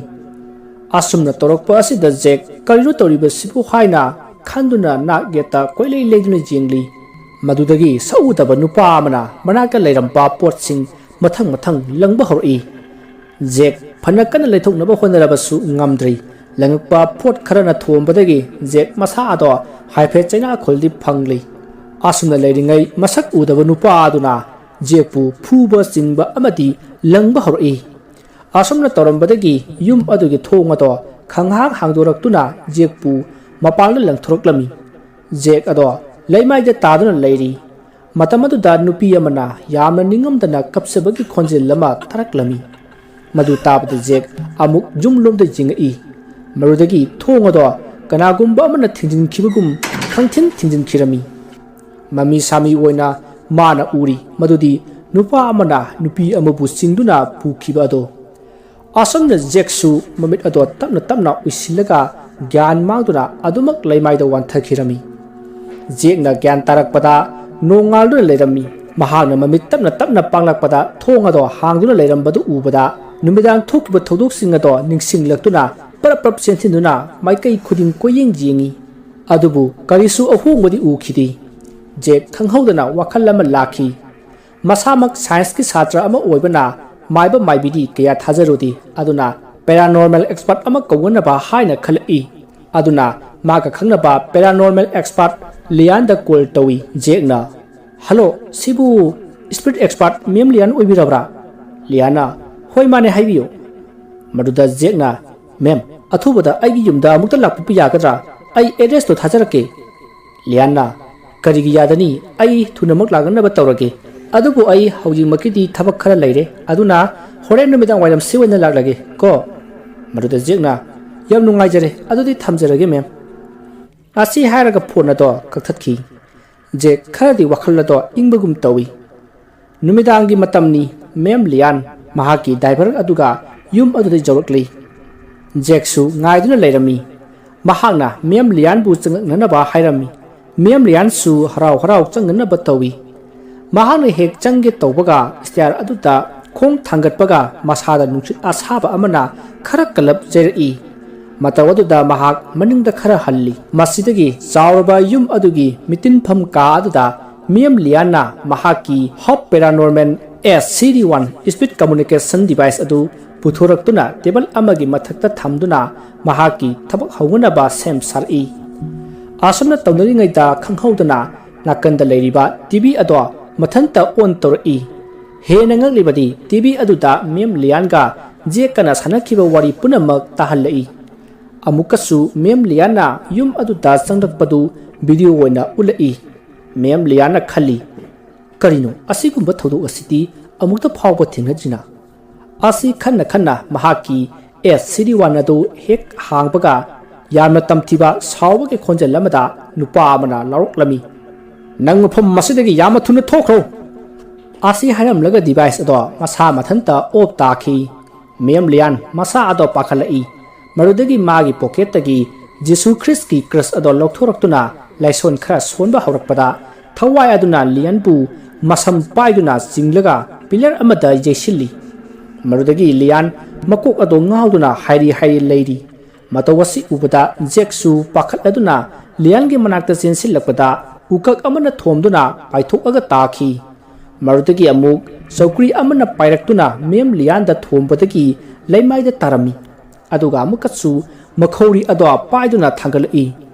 जेकना चेंसिंदुना मेम लियानपु कन्ननबा नाथोकनबा होनरी अदुबु तौफम अमता खंगदना ngaktuना करी तौगदबनो खंदुना लेरिङै नाकंदा मैखेत अमा लेरमी मदु जेकना हाथु हाथु खेतुना मै अदो हौहल्ली मरुदगी मेम लियानसु लेमाइदा तारक्लमी अदुमने हेक मेम लियाना हेक तारकपगा जेकपु अमुक मखोंग पाइदुना सोरो सोरो सिंगी मरुदा मेम लियाना बाइबल अमगा क्रस अमगा पुथोरक्तुना गरी करिनो खरा सोनबा हौरई मदु ताबदा यामना हनेतबा मिनु अमदा थवाय अदुना कन्न कन्न नोग्लई जेकपु सिंगबा दो थादोक्तुना मियम लियानबु मपालदा अकनबा साफु अमदा इंथोखी मियम लियान मपानदा ngaihak हौगतपा ngamdana तादुना लेरी अदुगा मपालदगी मियम लियानना कन्न लौरखी जेक नंग मफम माजे थादोक्तुना याम थुना चलो मसे हारमलगा मियम लियान ज्ञान मांखरे मागी ड्राइवर अदुना लियानगी मतौ अदुदा अंगकपा अकीबा अमगा लोनना माबु पुदुना हाथु हाथु गाड़ी कटना थौखी मेम लियाना हेक चटखिबगा निलंबा का अदो पुंचिक चिख्रे जेक तपना ममाय अदो युम लोमदा किरप तौना लेसिल्लई आसुमना जेकना इमुंग लोमदा यिंगलकपददी कनासु करिसु लेरमद्री मफम अदो करिसु थौदोक थोखिदबा अमगुम पुंचिक चिकली आसुमना मतम मदु हौख्रे ꯃꯊꯪꯒꯤ ꯅꯣꯡ ꯉꯥꯜꯂꯛꯂꯦ ꯖꯦꯛꯅ ꯌꯨꯝ ꯑꯗꯨꯒꯤ ꯀꯥ ꯈꯨꯗꯤꯡ ꯆꯪꯗꯨꯅ ꯀꯣꯏꯌꯦꯡ ꯌꯦꯡꯉꯤ ꯑꯁꯨꯝꯅ ꯑꯁꯨꯝ ꯌꯦꯡꯂꯛꯄꯗ ꯂꯥꯏꯔꯤꯛ ꯃꯌꯥꯝ ꯑꯃ ꯊꯝꯕ ꯀꯥ ꯑꯃ ꯂꯩꯔꯝꯕꯗꯨ ꯎꯔꯦ ꯃꯗꯨꯗꯒꯤ ꯖꯦꯛꯅ ꯆꯪꯁꯤꯜꯂꯛꯇꯨꯅ ꯑꯁꯨꯝ ꯌꯦꯡꯕꯗ ꯀꯔꯤꯅꯣ ꯑꯃ ꯃꯥꯒꯤ ꯇꯨꯡꯂꯣꯝꯗ ꯄꯣꯞ ꯂꯥꯎꯅ ꯇꯥꯔꯛꯈꯤ ꯖꯦꯛꯅ ꯆꯪꯁꯤꯟꯗꯨꯅ ꯍꯥꯡꯗꯣꯛꯀꯦ ꯇꯧꯔꯨꯕꯗ ꯗꯥꯏꯔꯤ ꯑꯃ ꯑꯣꯏꯔꯝꯂꯦ ꯗꯥꯏꯔꯤ ꯑꯗꯨꯕꯨ ꯃꯥꯅ ꯐꯥꯛꯇꯣꯛꯂꯨꯕꯗ ꯐꯣꯇꯣ ꯑꯃ ꯌꯥꯎꯔꯝꯃꯤ ꯐꯣꯇꯣ ꯑꯗꯨꯗꯤ ꯀꯅꯥꯁꯨ ꯅꯠꯇꯦ ꯃꯍꯥꯛꯅ ꯃꯃꯥꯡꯗ ꯎꯈꯤꯕ ꯅꯨꯄꯤ ꯑꯗꯨꯒꯤ ꯐꯣꯇꯣ ꯑꯗꯨꯅꯤ ꯃꯗꯨ ꯎꯕꯗ ꯃꯍꯥꯛ ꯄꯨꯡꯉꯛ ꯉꯛꯈꯤ ꯑꯗꯨꯒ ꯑꯁꯨꯝ ꯌꯦꯡꯂꯛꯄꯗ ꯃꯍꯥꯛꯅ ꯍꯦꯂꯦꯅꯥ ꯍꯥꯏꯅ ꯐꯖꯔꯕ ꯈꯨꯏꯗ ꯏꯗꯨꯅ ꯂꯩꯔꯝꯃꯤ ꯖꯦꯛ ꯗꯥꯏꯔꯤ ꯑꯗꯨꯕꯨ ꯌꯦꯡꯅ ꯃꯥꯒꯤ ꯔꯨꯝꯗ ꯂꯥꯛꯂꯝꯃꯤ ꯃꯥꯒꯤ ꯔꯨꯝꯗ ꯂꯩꯕ ꯁꯥꯏꯠ ꯇꯦꯕꯜ ꯑꯗꯨꯗꯒꯤ ꯂꯦꯝ ꯑꯗꯣ ꯊꯥꯡꯒꯠꯇꯨꯅ ꯄꯥꯕ ꯍꯧꯔꯛꯏ ꯅꯨꯃꯤꯠꯅ ꯆꯤꯡꯌꯥꯗꯒꯤ ꯇꯞꯅ ꯌꯥꯝꯅ ꯏꯪꯅ ꯃꯤꯡꯂꯕ ꯃꯉꯥꯜ ꯑꯃꯒ ꯂꯣꯏꯅꯅ ꯊꯣꯔꯛꯂꯤ ꯑꯁꯪꯕ ꯅꯥꯄꯤꯁꯤꯡꯅ ꯂꯝꯕꯤ ꯃꯆꯥ ꯑꯗꯨꯒꯤ ꯅꯥꯛ ꯌꯦꯠꯇ ꯏꯁꯪ ꯁꯪꯅ ꯍꯧꯔꯤ ꯌꯦꯡꯕꯗ ꯑꯁꯨꯛꯀꯤ ꯃꯇꯤꯛ ꯄꯨꯛꯅꯤꯡ ꯍꯨꯅꯤꯡꯉꯥꯏ ꯑꯣꯏꯔꯕ ꯃꯐꯝꯅꯤ ꯅꯨꯄꯤ ꯃꯆꯥ ꯑꯃ ꯁꯥꯏꯀꯜ ꯑꯃꯗ ꯕꯥꯁꯀꯦꯠꯇ ꯂꯥꯏꯔꯤꯛ ꯈꯔ ꯍꯥꯞꯇꯨꯅ ꯅꯨꯡꯉꯥꯏꯔꯕ ꯋꯥꯈꯜ ꯑꯃꯗ ꯊꯧꯗꯨꯅ ꯂꯥꯛꯂꯤ ꯃꯥꯂꯪꯕꯅ ꯂꯤꯔꯤ ꯍꯨꯝꯗꯨꯅ ꯅꯨꯖꯥꯒꯤ ꯖꯣꯏꯔꯤ ꯇꯥꯔꯤꯕ ꯁꯝꯂꯥꯡ ꯑꯗꯨꯕꯨ ꯍꯨꯝꯗꯨꯅ ꯃꯥꯏꯊꯣꯡꯗ ꯇꯥꯍꯜꯂꯤ ꯀꯣꯏꯔꯥꯎꯅꯕ ꯃꯤꯁꯅꯥ ꯑꯗꯨꯅ ꯁꯝꯂꯥꯡ ꯃꯔꯨꯝꯗꯒꯤ ꯀꯨꯐꯦꯠ ꯀꯥꯐꯦꯠ ꯌꯦꯡꯗꯨꯅ ꯌꯥꯇꯣꯟ ꯈꯔ ꯎꯠꯇꯨꯅ ꯅꯣꯛꯂꯒ ꯁꯝꯂꯥꯡ ꯑꯗꯨꯕꯨ ꯍꯥꯏꯒꯠꯆꯅꯅꯕ ꯍꯣꯠꯅꯖꯔꯤ ꯏꯟꯈꯠꯂꯛꯄ ꯅꯨꯄꯤ ꯃꯆꯥ ꯑꯃ ꯑꯣꯏꯕꯒꯤ ꯑꯁꯨꯛꯀꯤ ꯃꯇꯤꯛ ꯐꯖꯩ ꯑꯎꯕ ꯈꯨꯗꯤꯡꯃꯛꯁꯨ ꯁꯨꯝꯍꯠꯄ ꯉꯝꯃꯤ ꯃꯍꯥꯛ ꯑꯗꯨꯗꯤ ꯀꯅꯥꯁꯨ ꯅꯠꯇꯦ ꯍꯦꯂꯦꯅꯥꯅꯤ ꯃꯇꯝ ꯑꯃꯒꯤ ꯂꯟꯗꯟꯒꯤ ꯄꯩꯁꯥ ꯄꯥꯏꯕꯗ ꯃꯃꯤꯡ ꯆꯠꯂꯕ ꯄ꯭ꯔꯤꯊꯤꯕꯤ ꯔꯥꯖꯀꯤ ꯃꯆꯥꯅꯨꯄꯤ ꯑꯇꯣꯝꯕꯤꯅꯤ ꯌꯨꯝ ꯌꯧꯔꯛꯂꯕ ꯃꯇꯝꯗ ꯃꯆꯦꯅ ꯃꯥꯒꯤꯗꯃꯛ ꯁꯪꯒꯣꯝ ꯁꯦꯝꯗꯨꯅ ꯂꯩꯔꯝꯃꯤ ꯍꯦꯂꯦꯅꯥ ꯆꯪꯂꯛꯇꯨꯅ ꯃꯆꯦꯅ ꯁꯦꯝꯂꯤꯕ ꯁꯪꯒꯣꯝ ꯑꯗꯣ ꯂꯧꯔꯒ ꯂꯥꯏꯔꯤꯛꯇꯣ ꯁꯣꯐꯥꯗ ꯂꯪꯁꯤꯜꯂꯝꯂꯒ ꯃꯄꯥꯕꯨꯡꯕꯨ ꯀꯗꯥꯏꯗ ꯂꯩꯒꯦ ꯍꯥꯏꯗꯨꯅ ꯀꯧꯗꯨꯅ ꯆꯠꯈ꯭ꯔꯦ ꯑꯁꯨꯝꯅ ꯊꯤꯔꯛꯄꯗ ꯀꯥ ꯑꯃꯗ ꯂꯩꯔꯝꯃꯤ ꯃꯗꯨꯗ ꯃꯥꯒꯤ ꯃꯄꯥ ꯄ꯭ꯔꯤꯊꯤꯕꯤ ꯔꯥꯖꯅ ꯍꯥꯏ ꯗꯥꯔꯂꯤꯡ ꯑꯁꯤ ꯍꯥꯏꯔꯒ ꯃꯆꯥꯕꯨ ꯀꯣꯟꯕꯤ ꯑꯗꯨꯒ ꯂꯦꯡꯒꯣꯟꯅꯔꯒ ꯏꯁꯇꯤꯌꯥꯔꯗꯒꯤ ꯀꯨꯝꯊꯔꯛꯂꯤ ꯇꯥꯟꯖꯥ ꯑꯗꯨꯗ ꯃꯃꯥꯅ ꯃꯌꯥꯝ ꯆꯥꯛ ꯆꯥꯕ ꯃꯇꯝ ꯌꯧꯔꯦ ꯂꯥꯛꯅꯔꯣ ꯑꯁꯨꯝꯅ ꯃꯃꯥꯅ ꯊꯣꯡ ꯊꯥꯛꯂꯤꯕ ꯑꯗꯨ ꯍꯦꯂꯦꯅꯥꯒꯤ ꯃꯆꯦ ꯕꯦꯂꯤꯅ ꯃꯇꯦꯡ ꯄꯥꯡꯂꯤ ꯍꯦꯂꯦꯅꯥ ꯑꯃꯗꯤ ꯃꯄꯥꯗꯣ ꯐꯝꯊꯗꯨꯅ ꯂꯟꯆ ꯑꯗꯣ ꯆꯥꯕ ꯍꯧꯏ ꯑꯁꯨꯝꯅ ꯆꯥꯛ ꯆꯥꯔꯤꯉꯩꯗ ꯍꯦꯂꯦꯅꯥꯒꯤ ꯃꯄꯥ ꯄ꯭ꯔꯤꯊꯤꯕꯤ ꯔꯥꯖꯅ ꯍꯥꯏ ꯍꯦꯂꯦꯟ ꯅꯪꯒꯤ ꯑꯣꯖꯥ ꯍꯣꯝ ꯇ꯭ꯌꯨꯇꯔ ꯑꯃ ꯗꯦꯠꯅ ꯍꯥꯏꯔꯧꯅꯔꯕꯅꯤ ꯍꯌꯦꯡꯗꯒꯤ ꯂꯥꯛꯂꯅꯤ ꯍꯥꯏꯕꯅꯤꯀꯣ ꯍꯦꯂꯦꯅꯥ ꯈꯔ ꯇꯟꯅ ꯑꯁ ꯇꯧꯗ꯭ꯔꯕꯁꯨ ꯌꯥꯔꯕꯗꯨꯕꯨ ꯑꯩ ꯑꯗꯨꯝ ꯄꯥꯖꯔꯒ ꯌꯥꯔꯕꯗꯨꯕꯨ ꯃꯗꯨꯗ ꯃꯃꯥꯅ ꯈꯔ ꯁꯥꯎꯔꯞ ꯍꯥꯏ ꯀꯔꯤꯒꯤ ꯌꯥꯕꯅꯣ ꯍꯦꯂꯦꯅꯥ ꯀꯤꯅ ꯇꯨꯃꯤꯟꯅ ꯆꯥꯔꯤ ꯑꯗꯨꯕꯨ ꯃꯆꯤꯟꯗꯗꯤ ꯃꯨꯔꯨꯝ ꯁꯣꯜꯂꯤ ꯃꯆꯦ ꯕꯤꯂꯤꯅ ꯑꯩꯈꯣꯏꯒꯤ ꯍꯦꯂꯦꯅꯥꯁꯦ ꯃꯆꯤꯟ ꯌꯥꯝꯅ ꯇꯨꯝꯃꯤꯀꯣ ꯑꯁꯤ ꯍꯥꯏꯔꯒ ꯃꯌꯥꯝꯗꯣ ꯄꯨꯟꯅ ꯅꯣꯛꯃꯤꯟꯅꯩ ꯂꯟꯆ ꯂꯣꯏꯔꯕ ꯃꯇꯨꯡ ꯃꯆꯦꯒ ꯄꯨꯟꯅ ꯆꯦꯟ ꯆꯣꯡꯗꯨꯅ ꯆꯥꯎꯔꯕ ꯌꯨꯝ ꯑꯗꯨꯒꯤ ꯁꯨꯃꯥꯡ ꯑꯗꯨꯗ ꯁꯥꯟꯅꯔꯤ ꯃꯆꯦꯅ ꯅꯪꯕꯨ ꯍꯌꯦꯡꯗꯤ ꯇꯨꯏꯁꯟ ꯍꯧꯔꯅꯤ ꯍꯥꯏꯗꯥꯏꯅꯦ ꯀꯔꯤꯅꯣ ꯈꯔ ꯂꯥꯏꯔꯤꯛꯇꯣ ꯄꯥꯁꯤꯜꯂꯨꯕ ꯌꯥꯗ꯭ꯔꯣ ꯂꯥꯛꯀꯗꯧꯔꯤꯕ ꯑꯣꯖꯥꯗꯣ ꯌꯥꯝꯅ ꯍꯩꯕ ꯑꯣꯖꯥꯅꯤ ꯍꯥꯏꯕꯅꯤꯀꯣ ꯅꯪ ꯍꯌꯦꯡ ꯉꯥꯡꯖꯅꯤ ꯃꯗꯨꯗ ꯍꯦꯂꯦꯅꯥ ꯑꯃꯨꯛ ꯑꯩꯒꯤ ꯑꯍꯩꯕꯁꯤ ꯎꯕꯗ ꯃꯥ ꯑꯣꯏꯅ ꯏꯀꯥꯏꯗꯣꯏꯅꯤ ꯑꯁꯤ ꯍꯥꯏꯔꯒ ꯄꯨꯟꯅ ꯅꯣꯛꯃꯤꯟꯅꯩ ꯑꯁꯨꯝꯅ ꯅꯨꯃꯤꯠ ꯑꯗꯨꯃ ꯍꯧꯈ꯭ꯔꯦ ꯃꯊꯪꯒꯤ ꯅꯨꯃꯤꯠꯀꯤ ꯅꯨꯡꯊꯤꯜꯅꯤ ꯃꯇꯝ ꯑꯁꯤꯗ ꯒꯦꯠ ꯂꯣꯝꯗꯒꯤ ꯃꯤ ꯋꯥꯡ ꯆꯥꯎꯕ ꯌꯥꯝꯅ ꯁꯥꯊꯤꯕ ꯃꯥꯟꯕ ꯅꯨꯄꯥ ꯑꯃ ꯀꯣꯠ ꯁꯨ ꯇꯥꯏ ꯇꯧꯗꯨꯅ ꯆꯪꯂꯛꯂꯝꯃꯤ ꯑꯗꯨꯒ ꯑꯪꯀꯜ ꯍꯥꯏꯗꯨꯅ ꯀꯧꯔꯛꯏ ꯑꯁꯨꯝꯅ ꯑꯪꯀꯜ ꯍꯥꯏꯅ ꯑꯅꯤꯔꯛ ꯑꯍꯨꯝꯂꯛ ꯀꯧꯔꯛꯄ ꯑꯗꯨꯗ ꯏꯃꯨꯡꯗꯒꯤ ꯍꯦꯂꯦꯟꯒꯤ ꯃꯃꯥ ꯑꯗꯣ ꯊꯣꯔꯛꯇꯨꯅ ꯑꯣꯖꯥ ꯂꯥꯛꯄꯤꯔꯦꯗꯅ ꯉꯁꯥꯏꯗꯒꯤ ꯂꯥꯛꯄ ꯉꯥꯏꯖꯔꯝꯂꯤꯕꯅꯤ ꯏꯃꯨꯡꯗ ꯆꯪꯁꯤ ꯑꯁꯤ ꯍꯥꯏꯗꯨꯅ ꯄꯨꯁꯤꯜꯂꯛꯇꯨꯅ ꯁꯣꯐꯥ ꯑꯃꯗ ꯐꯝꯊꯍꯜꯂꯝꯃꯤ ꯃꯍꯥꯛ ꯍꯦꯂꯦꯅꯥꯒꯤ ꯍꯣꯝ ꯇ꯭ꯌꯨꯇꯔ ꯑꯣꯏꯅꯅꯕ ꯄ꯭ꯔꯤꯊꯤꯕꯤ ꯔꯥꯖꯅ ꯍꯥꯏꯔꯨꯔꯤꯕ ꯑꯣꯖꯥ ꯑꯗꯨꯅꯤ ꯃꯍꯥꯛ ꯉꯁꯤꯗꯒꯤ ꯇ꯭ꯌꯨꯁꯟ ꯍꯧꯅꯕꯒꯤꯗꯃꯛꯇ ꯍꯦꯂꯦꯅꯥꯒꯤ ꯌꯨꯝꯗ ꯂꯥꯛꯂꯤꯕꯅꯤ ꯃꯗꯨꯗꯒꯤ ꯍꯦꯂꯦꯅꯥꯒꯤ ꯃꯃꯥꯅ ꯍꯦꯂꯦꯅꯥꯒꯤ ꯂꯥꯏꯔꯤꯛ ꯄꯥꯐꯝ ꯀꯥ ꯑꯗꯨꯗ ꯑꯣꯖꯥ ꯄꯤꯇꯔꯕꯨ ꯄꯨꯁꯤꯟꯗꯨꯅ ꯆꯪꯂꯛꯂꯤ ꯑꯗꯨꯒ ꯑꯁꯨꯝꯅ ꯋꯥꯔꯤ ꯍꯧꯔꯛꯏ ꯏꯕꯨꯡꯉꯣ ꯑꯉꯥꯡꯁꯤꯡ ꯆꯥꯒ ꯁꯦꯝꯍꯜꯂꯛꯈꯤꯒꯦ ꯍꯦꯂꯦꯅꯥꯁꯨ ꯊꯣꯔꯛꯂꯅꯤ ꯉꯥꯏꯍꯥꯛ ꯉꯥꯏꯔꯣꯀꯣ ꯄꯤꯇꯔꯅ ꯌꯥꯔꯅꯤ ꯑꯟꯇꯤ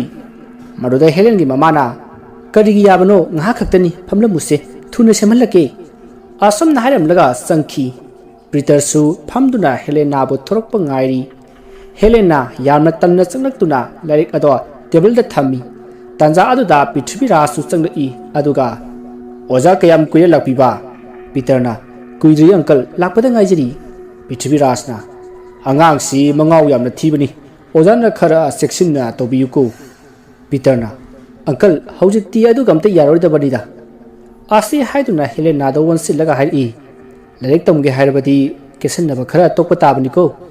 ꯍꯦꯂꯦꯅꯥꯅ ꯍꯣꯏ ꯁꯥꯔ ꯄ꯭ꯔꯤꯊꯤꯕꯤꯔꯥꯖꯅ ꯑꯗꯨꯗꯤ ꯍꯧꯅꯕ ꯇꯧꯕꯤꯍꯧꯔꯣ ꯑꯣꯖꯥ ꯑꯩ ꯑꯃꯨꯛ ꯊꯣꯛꯂꯨꯈꯤꯒꯦ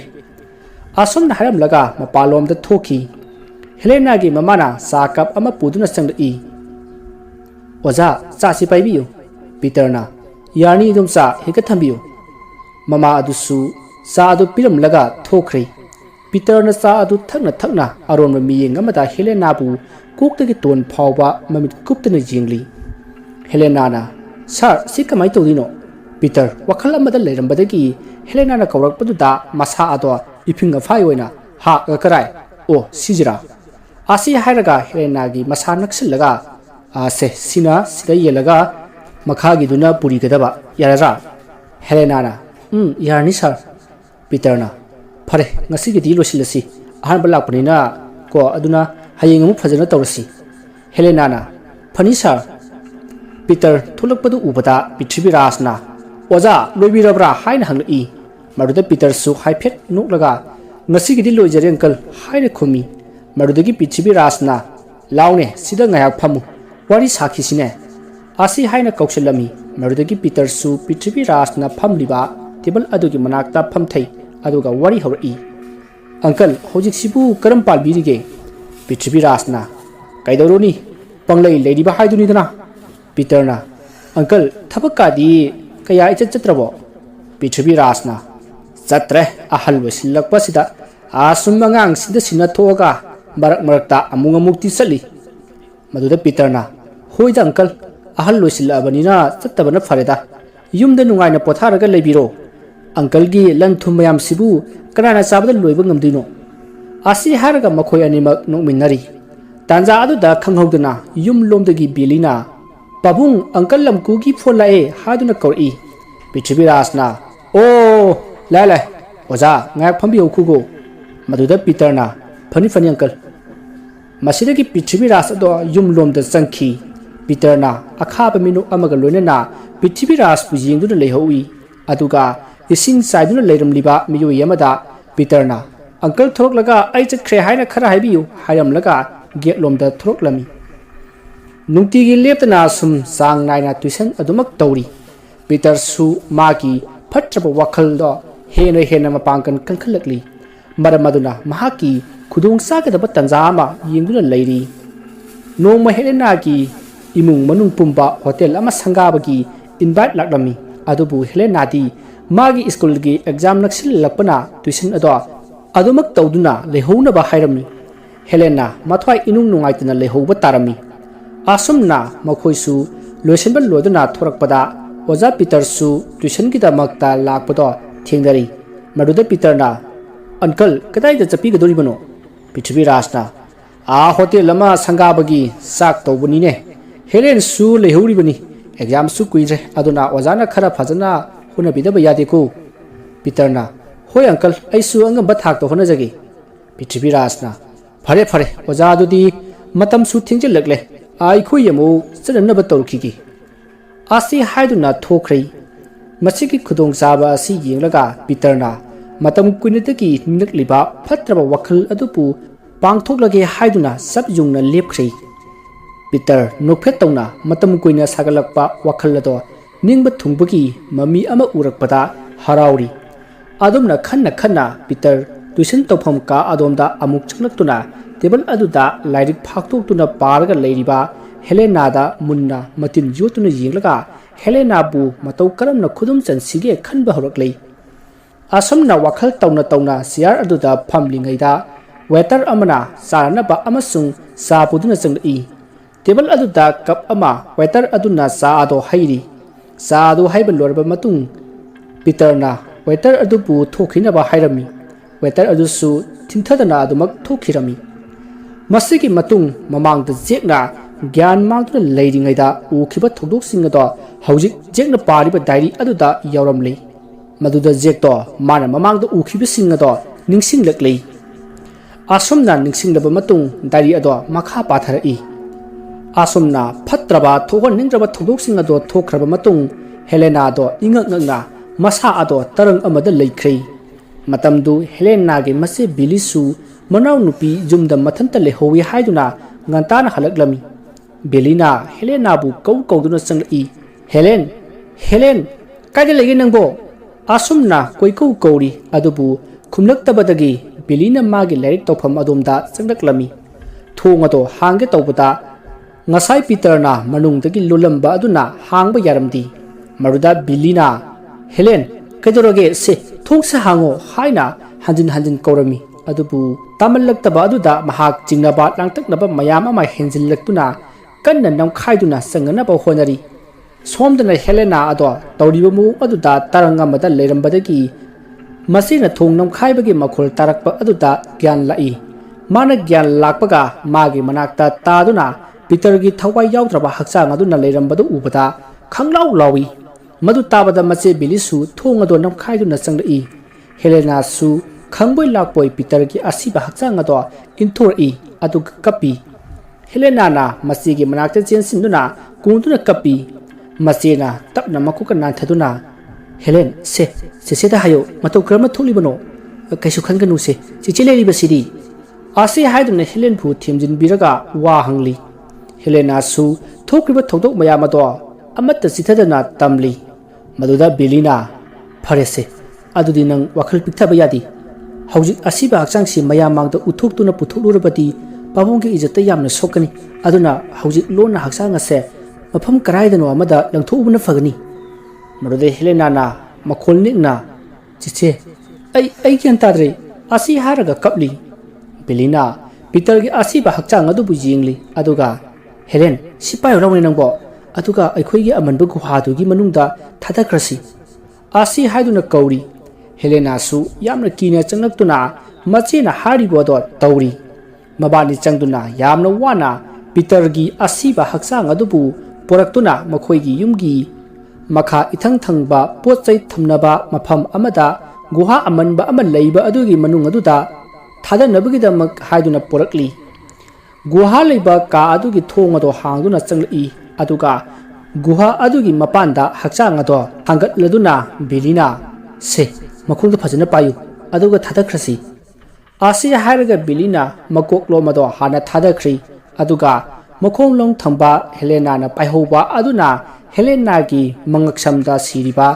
ꯂꯤꯛ ꯑꯗꯨꯗ ꯃꯈꯣꯡ ꯈꯨꯗꯣꯟꯅꯗꯨꯅ ꯄꯜꯂꯒ ꯌꯥꯗꯨꯅ ꯂꯩꯔꯝꯃꯤ꯫ ꯇꯧꯔꯤꯕ ꯃꯑꯣꯡ ꯑꯗꯨꯗ ꯍꯦꯂꯦꯅꯥꯗꯤ ꯀꯤꯕꯒ ꯄꯥꯈꯠꯄꯒꯅ ꯂꯥꯎꯗꯨꯅ ꯂꯩꯔꯤ꯫ ꯃꯇꯧ ꯑꯗꯨ ꯎꯕꯗ ꯕꯤꯂꯤ ꯆꯪꯁꯤꯜꯂꯛꯂꯒ ꯍꯦꯂꯦꯅꯥꯒꯤ ꯂꯤꯛ ꯑꯗꯣ ꯂꯧꯊꯣꯛꯂꯒ ꯂꯤꯛꯇꯨꯒ ꯑꯁꯤꯕ ꯍꯛꯆꯥꯡ ꯑꯗꯨꯒ ꯄꯨꯟꯅ ꯒꯨꯍꯥ ꯑꯗꯨꯗ ꯊꯥꯗꯈꯤ꯫ ꯄꯤꯇꯔꯒꯤ ꯍꯛꯆꯥꯡ ꯑꯗꯨꯗꯤ ꯒꯨꯍꯥ ꯑꯗꯨꯗ ꯑꯗꯨꯃꯛ ꯇꯥꯁꯤꯟꯈ꯭ꯔꯦ꯫ ꯃꯁꯤꯗꯒꯤ ꯍꯦꯂꯦꯟꯅ ꯃꯆꯦꯗ ꯀꯣꯟꯁꯤꯟꯗꯨꯅ ꯀꯞꯄꯤ꯫ ꯕꯤꯂꯤꯁꯨ ꯃꯅꯥꯎ ꯅꯨꯄꯤꯕꯨ ꯀꯣꯟꯗꯨꯅ ꯃꯀꯣꯛꯇ ꯅꯥꯟꯊꯕꯤꯔꯒ ꯊꯦꯝꯂꯤ꯫ ꯍꯦꯂꯦꯅꯥꯅ ꯀꯞꯂꯗꯨꯅ ꯃꯆꯦꯗ ꯋꯥꯍꯩ ꯑꯃꯠꯇ ꯍꯥꯏꯕ ꯉꯝꯗꯅ ꯌꯦꯡꯖꯔꯤ꯫ ꯕꯤꯂꯤꯅ ꯃꯅꯥꯎ ꯅꯨꯄꯤꯕꯨ ꯀꯣꯟꯁꯤꯟꯕꯤꯗꯨꯅ ꯀꯥ ꯑꯗꯨꯗꯒꯤ ꯄꯨꯊꯣꯛꯇꯨꯅ ꯊꯣꯛꯈ꯭ꯔꯦ ꯑꯗꯨꯒ ꯃꯈꯣꯏꯅ ꯉꯁꯥꯏ ꯊꯥꯗꯈ꯭ꯔꯤꯕ ꯂꯤꯛ ꯑꯗꯨꯗꯤ ꯒꯨꯍꯥ ꯑꯗꯨꯗ ꯇꯥꯁꯤꯟꯈꯤꯔꯝꯗꯦ꯫ ꯒꯨꯍꯥ ꯑꯗꯨꯒꯤ ꯍꯦꯟꯗꯣꯛꯄ ꯅꯨꯡ ꯑꯃꯗ ꯌꯥꯟꯗꯨꯅ ꯏ ꯗ꯭ꯔꯣꯞ ꯈꯔ ꯇꯞꯅ ꯇꯞꯅ ꯇꯥꯗꯨꯅ ꯂꯩꯔꯤ꯫ ꯁꯣꯝꯗꯅ ꯍꯦꯂꯦꯟꯅ ꯍꯧꯖꯤꯛ ꯐꯥꯎꯕ ꯄꯥꯈꯠꯄ ꯊꯨꯀꯠꯄ ꯂꯦꯞꯇ꯭ꯔꯤ꯫ ꯊꯣꯛꯈꯤꯕ ꯊꯧꯗꯣꯛ ꯃꯌꯥꯝ ꯑꯗꯣ ꯅꯤꯡꯁꯤꯡꯗꯨꯅ ꯀꯞꯆꯔꯤ꯫ ꯃꯆꯦ ꯕꯤꯂꯤꯅ ꯃꯅꯥꯎ ꯅꯨꯄꯤ ꯑꯗꯨꯕꯨ ꯀꯞꯇꯅꯕ ꯀꯟꯅ ꯊꯦꯝꯖꯤꯟꯕꯤꯔꯤ꯫ ꯉꯥꯏꯍꯥꯛ ꯂꯩꯔꯒ ꯍꯦꯂꯦꯅꯥꯗꯣ ꯑꯗꯨꯃꯛ ꯇꯨꯝꯊꯈ꯭ꯔꯦ꯫ ꯕꯤꯂꯤ ꯍꯧꯖꯤꯛꯇꯗ ꯒ꯭ꯌꯥꯟ ꯂꯥꯛꯏ꯫ ꯉꯁꯥꯏ ꯄꯤꯇꯔꯒꯤ ꯇꯥꯍꯧꯕ ꯏ ꯃꯌꯥꯝ ꯑꯃꯅ ꯐ꯭ꯂꯣꯔ ꯃꯊꯛ ꯑꯗꯨꯗ ꯂꯩꯍꯧꯔꯤꯕꯗꯣ ꯃꯍꯥꯛ ꯅꯤꯡꯁꯤꯡꯂꯛꯏ꯫ ꯃꯗꯨ ꯍꯦꯛ ꯅꯤꯡꯁꯤꯡꯂꯛꯄꯒ ꯍꯦꯂꯦꯅꯥꯕꯨ ꯇꯨꯝꯍꯜꯂꯝꯂꯒ ꯏ ꯑꯗꯨꯕꯨ ꯇꯩꯊꯣꯛꯅꯕꯒꯤꯗꯃꯛꯇ ꯀꯥ ꯑꯗꯣꯝꯗ ꯆꯪꯁꯤꯜꯂꯛꯏ꯫ ꯈꯪꯍꯧꯗꯅ ꯃꯈꯣꯏꯒꯤ ꯋꯦꯇꯔ ꯑꯗꯣ ꯑꯃꯨꯛ ꯆꯪꯂꯛꯏ ꯑꯗꯨꯒ ꯃꯦꯝ ꯀꯔꯤ ꯇꯧꯕ ꯌꯥꯎꯔꯕꯒꯦ ꯀꯔꯤ ꯑꯁꯣꯏꯕ ꯂꯩꯔꯕꯒꯦ ꯍꯥꯏꯗꯨꯅ ꯍꯪꯂꯛꯏ꯫ ꯃꯗꯨꯗ ꯕꯤꯂꯤꯅ ꯃꯁꯥ ꯑꯗꯣ ꯈꯪꯄ꯭ꯔꯦꯛ ꯈꯪꯏ ꯑꯗꯨꯕꯨ ꯋꯥꯈꯜ ꯑꯗꯣ ꯐꯥꯊꯅ ꯈꯨꯝꯂꯛꯏ꯫ ꯀꯩꯁꯨ ꯇꯧꯗꯦꯗ ꯁꯨꯝ ꯂꯩꯔꯝꯕꯅꯤ꯫ ꯃꯗꯨꯗ ꯋꯦꯇꯔꯅ ꯑꯣ ꯑꯁꯤ ꯍꯥꯏꯔꯝꯂꯒ ꯊꯣꯛꯈꯤ꯫ ꯕꯤꯂꯤ ꯑꯗꯨ ꯃꯁꯥ ꯑꯗꯨ ꯄꯥꯈꯠꯂꯨꯕꯒꯤ ꯁꯣꯔ ꯑꯃꯨꯛꯇꯪ ꯁꯥꯡꯅ ꯍꯣꯟꯗꯣꯛꯇꯨꯅ ꯊꯕꯛ ꯑꯗꯣ ꯂꯣꯏꯁꯤꯜꯂꯤ꯫ ꯅꯨꯃꯤꯠ ꯇꯥꯁꯤꯜꯂꯛꯄꯗ ꯃꯃꯥ ꯃꯄꯥꯁꯨ ꯂꯣꯏꯅ ꯌꯨꯝꯗ ꯍꯜꯂꯛꯂꯝꯃꯤ꯫ ꯌꯨꯝꯒꯤ ꯄꯣꯠꯆꯩ ꯈꯔꯁꯨ ꯂꯩꯔꯛꯂꯝꯃꯤ꯫ ꯄꯣꯠꯆꯩꯁꯤꯡ ꯑꯗꯣ ꯃꯈꯣꯏꯒꯤ ꯊꯕꯛ ꯃꯇꯦꯡ ꯄꯥꯡꯅꯕꯒꯤꯗꯃꯛ ꯊꯝꯂꯤꯕ ꯅꯨꯄꯥ ꯑꯗꯨꯗ ꯃꯈꯥꯒꯤ ꯒꯨꯍꯥ ꯂꯩꯕ ꯀꯥ ꯑꯗꯨꯗ ꯊꯝꯂꯨꯅꯕ ꯍꯥꯏꯔꯝꯃꯤ꯫ ꯅꯨꯄꯥ ꯑꯗꯣ ꯊꯤꯟꯊꯗꯅ ꯄꯣꯠ ꯑꯗꯨ ꯄꯨꯗꯨꯅ ꯆꯪꯂꯛꯏ꯫ ꯊꯣꯡ ꯑꯗꯨ ꯍꯥꯡꯇꯣꯛꯂꯒ ꯄꯣꯠꯇꯣ ꯃꯈꯥꯗ ꯊꯝꯃꯤ꯫ ꯃꯩ ꯊꯥꯅꯅꯕ ꯁ꯭ꯋꯤꯆ ꯑꯗꯣ ꯅꯝꯒꯦ ꯍꯣꯠꯅꯔꯤ ꯑꯗꯨꯕꯨ socket adu leiramdabagum tawi mardagi mahak ingak ngakna magi phone ado satoktuna mai thalaga jinglubadadi mapawana ba wairamli nupa aduna o aina ngasaidagi paikhaluri basidi nangdi sida leiri boyako asi haiduna pot ado mafam sana thangjili masidagi isai ngang ngduna thabak khara amasu tawri adubu khanghaudana makhol ama guha adomdagi taraklami nupa aduna karinu makhol sibo guha asidagi malida masibu ising leba jalane asi haiduna phone gi flash ado kaptuna yenglubadadi necklace ama panduna leirami madu urubada nupa ado mami thakat khiduna lik adubu lokhat nanaba kanna honari manakta leiramba sei ama tawduna yamna wan lokhatle harau harau lik ado pocket ta hapsilaga mi ukhini matagum tumin thoraklei mai ado muthat lamlaga thong ado thinjillamduna satkhirami nupa ado hek chatkibaga guha adudagi khanghaudana nupa amagi khonjalta akhaba minuk amaga nuklei nupa aduna lik ado puduna laklaga yum adugi lairik thampham ka aduda sairaga leiriba lairik khara do loisili marudagi lairik sing adu asum loisilakpada mana yamna pamjaba lairik ama thingaraktuna table amada thamduna phamtharai ngasai ki lik adu su lokthokuna nakanda thamlaga lairik ado paba hawi khara asum paramlaga nupa ado lairik adu khumjillamlaga hawgatuna chatkhri mahak lik adu budi kaukthokuna table aduda adumak thamnamli mathangi numita Prithviraj amasung mahaki loinabiga matam khara mapalomda project amagi chatpa tarami bilida imungi worol pumba sinaramlaga makhoi chatnanaba sem saba punama loirami Prithviraj na Helen chechega phajana leirumko papa thuna halaknaba toge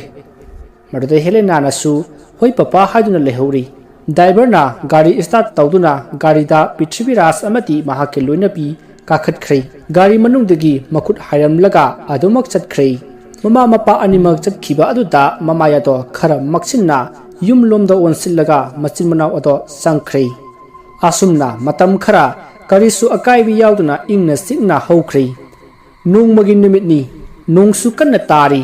Helena amadi mache Billy phamungda phamduna magazine khara yengli khanghauduna nupa ama kanna lawrokpagi makhol ama taraklami Helena amadi Billy kuphet jengaduna leiri aduga tumina amuk leikhri ngahak leiraga amukasu kan lawklami handakti Bilina kanano haiduna yenglurage khalli phamungdagi phu haugatuna thoke tawi maruda Helena na masibu khamami thokhinu haiduna adubu Bilina kashu taroi haiduna kedallama paraga tholai berenda aduda tapna laduna kanano aduda lawribadubo kaiduba yarobage ai kari mating pangjoge haiduna lawri mana lawri bado kanasu leibadi nati ta khiba makhol aduda hairibani kanasu leiba udraba aduda mamai ado tapna leithorokpada mamai pumba ina pumsot sotlaba nupa ama leptuna magi mamang maktada leirami madu ubuda Billy nupa adubu inthok lamduna chensilai adubu Billy kiman khibana chenna pokona ba aduda khofam sahoudraduna leimaida turi tanja aduda masakti udaba kanagumba amana Billy gi makhong ado tapaiduna sorosoro singduna Billy bu berenda aduda puri Billy kiman khibana kapna lauri makhut aduna magi makhong pairiba ado kanna kanthokpadagi thadorakli hek thadorakpaga thinthaba tawdana Billy yumadugi thong adu tamna chensilai adubu laibak thibani thong adu su londuna leirami Billy na thong adubu kanna hangana ba honari masado pakhatpa thukatpa na hemanbana phajana hangba ngamdri matamaduda mami sami nupagi sawung manba amana Billy gi manaktamna asum changsilai aduga Billy gi makhori hek met ke tawbaga Helena na thong hangdorakpada Billy do imunglomda tusilai arudagi akiba saktam adusu u khidrei Billy na thong ado thingjillamlaga Helena bu puduna bedroom da unayangna changdakhi madude Helena na masigi matawdu ubada kaidobu yaroke haiduna hangli maduda Billy na kasu tawdida sumithinta khangbani asi haiduna haiphet noksin naraga Helena ge makokta nanthabirami aduga Helena bu magi matam bakta hiphanduna tumhalli wakhaldadi jingnaba pakhatpana leitapham khangti adubu manaw nupi adubu kikhini haiduna haidoktri adubu karigumba kharadi thokle haibasidi mahak khangli नुमित अदुमा महाक वखल खलना खना अदुमक तुमथख्री मथंगे नुमिता मचिल मनाव अदवा हौगत नदुना मागी थबक तौनरिङै मतम हौखिबा खंहौदी नुमित तासिल्लई असुमना बिलीना dinner same लोरदुना वाशरूमदा चंगी अदुगा तप्ते इसिंग थादुना मखुट हामलगा ममाय ममित ताथोकली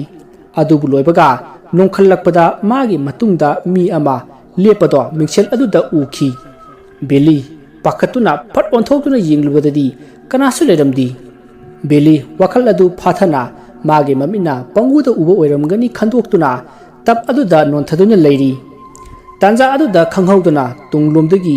बिलीगे सयेंगदा ताप लाउना कनागुंबा अमना पाइरई बेली खंप्रेक खंगना इमा हायुना लैथोकलुबा मतमददी हेलेनाना कैथोरगी से washroom चंगमनिना चंख्रगा सुंथोक थोलक्तबदुदा यिंगबा लाक्लिनी कैथोरगी से हायुना हंगलई मदुदा बेलीना कशि तौदेदा फरे दिना चारुसिलाओ बेली मसाददी सिंगनबा पोकली अदुना मनिंग हन हंदुना यिंगलदुना चटली असुमना महाकना हेक चटखिबगा मिंगसेल अदुदगी आमुबा अमा फट लाउना सोंगथोरई असुमना दिना चाबा लोदुना बेडरूमदा चंगलई ngeihak lairamaga mabani mak tumthakri ahing nungyai yoksilakpa michak miraw khul tadraba matam aduda bili masa ado koileng lengduna mikap khangthok thorai aduga longna phuk hawgatuna phamung aduda phamduna lei mamai ado non tharaga manaw nupina ningaidina tumliba ado yingladuna phajup ado khara singkhatlaga masu tumthake tawbada sonthangnana mi amana wangangbagi mawongda makhol ama tabagum tawi मखोल अदुना माबु कौबगुम तपना फमुंगदगी हौगलई यामना कीना तिंजोतुना मखुत मसागदो थक थक निकना subtly युमजा वदुगी मयाई मितिनफम ओरिबा का अदु हेक जौबगा phone अमा लाई बिली खंप्रेक खंगी याम कीना अमति सिंगना phone अदो तपना तपना पाइखली अदुबु करिसु ओइरमद्रै पृथ्वी राजना hello इबेमा नोइबु तुमलब्रो सा इसिंग दी चारब्रो नाव नुपीगा फजना लेरमुको अखोई मतम खरा चोंथब तारी फरे फरे पोथानब तौरो आसी हारकपदा बिलीना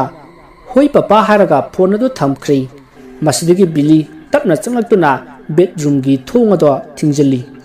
अदुगा मागे फमुंग अदुदा फमदुना हेलेनाना नाइट ड्रेस ता तुमलिबदो यिंगली अदुबु बिली दो ममाय ममितो इहिंग नाहिंग साबा मखै अमदी उनसा मचेत मचेत किंथरदुना यामना कीबा सक्तम ममदा फमदुना हेलेनाबु यिंगली ngeihak mamit kuptuna yinglaba matungda हेलेनागी मनाक्ता संगसिंदुना हेलेनागी ममाय अदुदा मरै साना तिंथोक्तुना लेकपा हरई अमुरक अनिरक लिलकपदगी हेलेना तपना मिकअप थोरई माना मिकअप थोरकपदा लेरमलिबा सक्तम अदुदा महाक पाखतबा थुकतखिबना कन्ना लाउदुना हौगलकलमी असुमना महाक ताइबन फाउदुना कन्ना लाउरई मरुदा मसे बिलीना केतोरगे हेलेन से मंगफतबा मंगलुरबो नंगबो आसी हायदुना कोनसिनबिरी हेलेना कपलदुना इचे अयमना कीरे हायदुना मसेदा कन्ना कोली ngसाइदगी मसेन हौगलकलगा फोन वुकलिबा अमति हंजलकलगा अकीबा सतमदा येंगदुना मरै लेक्तुना तरोलिबा खुदिमक मागे ममंग वैरमलै मतम अदुदा बेलीना मफम मस्ते लेरबदी सोदना खुदोंग चादबा थुकलगनी असमना खंदुना होटल अमदा ममा मपा हलक्तु फाउपति लेरोगे खंदुना हेलेना दा वा हौदुरई बेलीना से इची वाहिगे नंग सिदा लेबा कीरोय ओरगदिने होटल अमदा मतम खरा लेरोसी मरुदा हेलेना सु होइसे अदुना फरनी आई सिदा लेबसे यामना कीरे हायदुना कपली मसिदगी बेलीना फरसे अदुदी आई ड्राइवरदा हायेंग अखोइबु लौबा लांगनबा हाइखरगेको आसी हायदुना नाकंदगी फोन अदो लौदुना मखोइगी प्राइवेट ड्राइवर अदुदा कॉल तवी ड्राइवर अदुना हेलो मैम कई लेरगे अथेंगबसिदा कॉल तौबिरक्लिबसिबो मरुदा बेलीना नंग हायेंग अयुक्से अमुक्ता लाक्तबा याद्रे अखोइदा अखोइ मतम खरा होटेलदा लेरुबा तारे अदुना नंग अखोइबु मफम अदुदा अमुक्ता थिनबियु मरुदा ड्राइवरना फगनी मैम आसी हारगा फोन अदो थमनख्रै मरुदगी मबानीसु कीबा खरा फरदुना तपना तुमथख्रै मथंगी नुमिता मचिन मनाव अनि अदो संगदुना होटल अमदा होंगनबगीदमक पोचै कन्न लोइसिली लोइसिनबा अदु लोरदुना मपानदा पोचिंग अदो थांदोकलगा स्टाइल अदुदा फमलदुना मखोइना नुमिदांग फोन तौदुना कौखिबा ड्राइवर अदो लाकपा ngairiङै गेट अदुमदगी नुपा अमना फिंगना चेनसिलक्तुना सोर थबेत थबेत होलदुना ꯃꯈꯣꯏꯒꯤ ꯃꯃꯥꯡꯗ ꯂꯦꯞꯄꯒ ꯃꯤ ꯑꯃ ꯍꯥꯏꯗꯨꯅ ꯄꯥꯎ ꯑꯗꯣ ꯇꯝꯕ ꯉꯝꯗꯅ ꯂꯩꯔꯤꯉꯩ ꯕꯤꯂꯤꯅ ꯈꯔ ꯄꯥꯈꯠꯅ ꯃꯤ ꯑꯃ ꯀꯩꯗꯧꯔꯦ ꯍꯥꯏꯕꯅꯣ ꯍꯥꯏꯗꯨꯅ ꯍꯪꯂꯛꯏ꯫ ꯃꯁꯤꯗꯒꯤ ꯅꯨꯄꯥ ꯑꯗꯨꯅ ꯄꯥꯈꯠꯄꯗꯣ ꯈꯔ ꯐꯥꯊꯔꯒ ꯃꯤ ꯑꯃ ꯑꯁꯤꯒꯤ ꯂꯝꯕꯤꯒꯤ ꯅꯣꯏꯒꯤ ꯄꯣꯁ ꯑꯗꯨꯗ ꯁꯤꯗꯨꯅ ꯂꯩꯍꯧꯔꯦ ꯍꯥꯏꯗꯨꯅ ꯇꯝꯃꯤ꯫ ꯋꯥꯗꯨ ꯇꯥꯕꯗ ꯕꯤꯂꯤ ꯑꯃꯗꯤ ꯍꯦꯂꯦꯅꯥꯁꯨ ꯂꯋꯥꯏ ꯂꯨꯇꯣꯟ ꯁꯥꯈ꯭ꯔꯦ꯫ ꯃꯕꯥꯅꯤ ꯃꯨꯟꯅ ꯌꯦꯡꯅꯩ ꯑꯗꯨꯒ ꯀꯗꯣꯝꯗꯅꯣ ꯍꯥꯏꯗꯨꯅ ꯆꯦꯟꯊꯣꯔꯛꯏ꯫ ꯑꯁꯨꯝꯅ ꯂꯥꯛꯄꯅ ꯍꯧꯖꯤꯛꯇꯤ ꯎꯔꯤ꯫ ꯂꯝꯕꯤ ꯑꯗꯨꯒꯤ ꯅꯥꯀꯟꯗ ꯂꯩꯕ ꯏꯂꯦꯛꯇ꯭ꯔꯤꯛ ꯄꯣꯁ ꯑꯗꯨꯗ ꯅꯨꯄꯥ ꯑꯃ ꯃꯉꯛ ꯂꯩꯊꯠꯂꯗꯨꯅ ꯃꯃꯥꯏ ꯃꯃꯤꯠ ꯏꯇꯅ ꯉꯪꯁꯪ ꯉꯥꯡꯂꯕ ꯁꯛꯇꯝ ꯑꯗꯨ ꯃꯈꯣꯏꯅ ꯑꯁꯨꯝ ꯌꯦꯡꯂꯛꯄꯗ ꯁꯦꯠꯂꯤꯕ ꯗ꯭ꯔꯦꯁ ꯁꯝꯀꯛ ꯑꯗꯨꯗꯒꯤ ꯈꯪꯂꯤ ꯃꯗꯨꯗꯤ ꯅꯨꯄꯥ ꯑꯗꯣ ꯃꯈꯣꯏꯒꯤ ꯒꯥꯔꯤ ꯗ꯭ꯔꯥꯏꯚꯔ ꯑꯗꯨꯅꯤ ꯍꯥꯏꯕ꯫ ꯃꯁꯤꯗꯒꯤ ꯃꯈꯣꯏ ꯍꯦꯟꯅ ꯄꯥꯈꯠꯂꯛꯂꯤ꯫ ꯍꯦꯂꯦꯅꯥꯅ ꯁꯛꯇꯝ ꯑꯗꯨ ꯎꯔꯨꯕꯗꯒꯤ ꯂꯥꯎꯗꯨꯅ ꯌꯨꯝꯂꯣꯝꯗ ꯑꯃꯨꯛ ꯆꯦꯟꯁꯤꯟꯈꯤ ꯑꯗꯨꯒ ꯌꯨꯝꯗ ꯆꯪꯗꯨꯅ ꯁꯣꯐꯥ ꯑꯃꯗ ꯎꯞꯁꯤꯟꯗꯨꯅ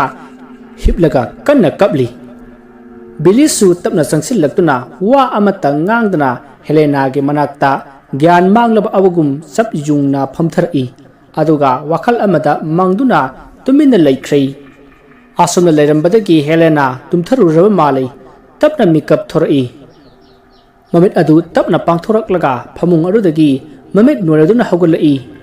ꯉꯥꯏꯍꯥꯛꯇꯤ ꯊꯣꯛꯈꯤꯕ ꯊꯧꯗꯣꯛꯁꯤꯡ ꯑꯗꯣ ꯅꯤꯡꯁꯤꯡꯂꯨꯗꯤ ꯑꯗꯨꯅ ꯃꯅꯥꯛꯇ ꯃꯆꯦ ꯂꯩꯕ ꯎꯗꯕꯗꯨꯗ ꯀꯣꯏꯌꯦꯡ ꯌꯦꯡꯉꯤ ꯑꯗꯨꯒ ꯃꯆꯦꯕꯨ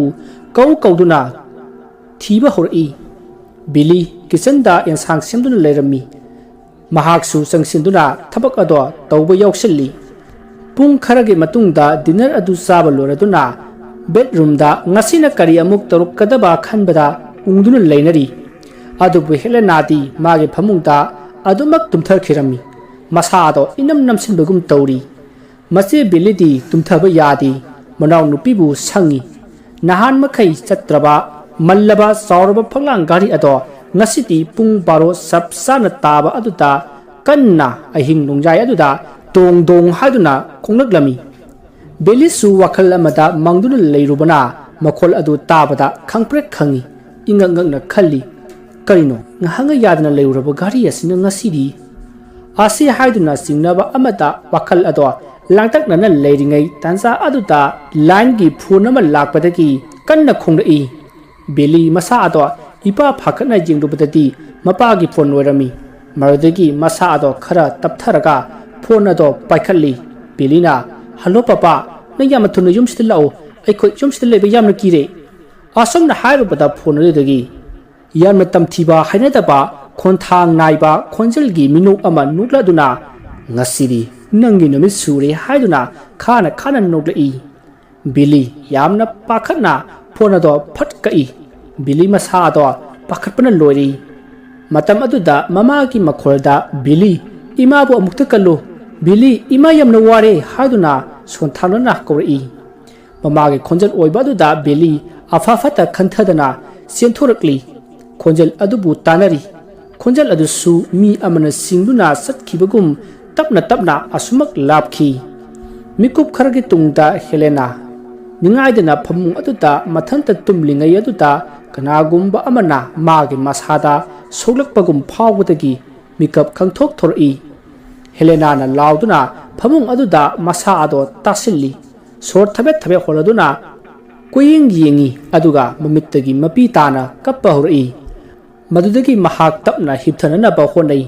ꯃꯃꯥꯏ ꯑꯗꯣ ꯌꯦꯠꯂꯣꯝꯗ ꯑꯣꯜꯂꯒ ꯍꯤꯞꯂꯝꯕꯗꯒꯤ ꯑꯣꯏꯔꯣꯝꯗ ꯇꯞꯅ ꯑꯣꯜꯂꯛꯄꯗ ꯅꯥꯀꯟꯗ ꯃꯥꯒ ꯃꯃꯥꯏ ꯑꯣꯟꯁꯤꯟꯅꯗꯨꯅ ꯄꯤꯇꯔꯒꯤ ꯑꯁꯤꯕ ꯍꯛꯆꯥꯡ ꯑꯗꯣ ꯃꯃꯥꯏ ꯃꯃꯤꯠ ꯃꯆꯤ ꯐꯨꯠꯄꯗꯧꯅ ꯇꯧꯔꯒ ꯃꯉꯣꯟꯂꯣꯝꯗ ꯑꯣꯟꯁꯤꯜꯂꯒ ꯂꯩꯔꯝꯃꯤ꯫ ꯑꯗꯨꯒ ꯃꯃꯤꯠ ꯑꯗꯣ ꯐꯠ ꯉꯧꯔꯣꯛ ꯉꯧꯅ ꯄꯥꯡꯊꯣꯔꯛꯏ꯫ ꯍꯟꯗꯛꯇꯤ ꯍꯦꯂꯦꯟ ꯀꯤꯕ ꯍꯦꯃꯟꯕꯅ ꯀꯟꯅ ꯂꯥꯎꯔꯒ ꯐꯃꯨꯡ ꯑꯗꯨꯗꯒꯤ ꯇꯥꯔꯛꯇꯨꯅ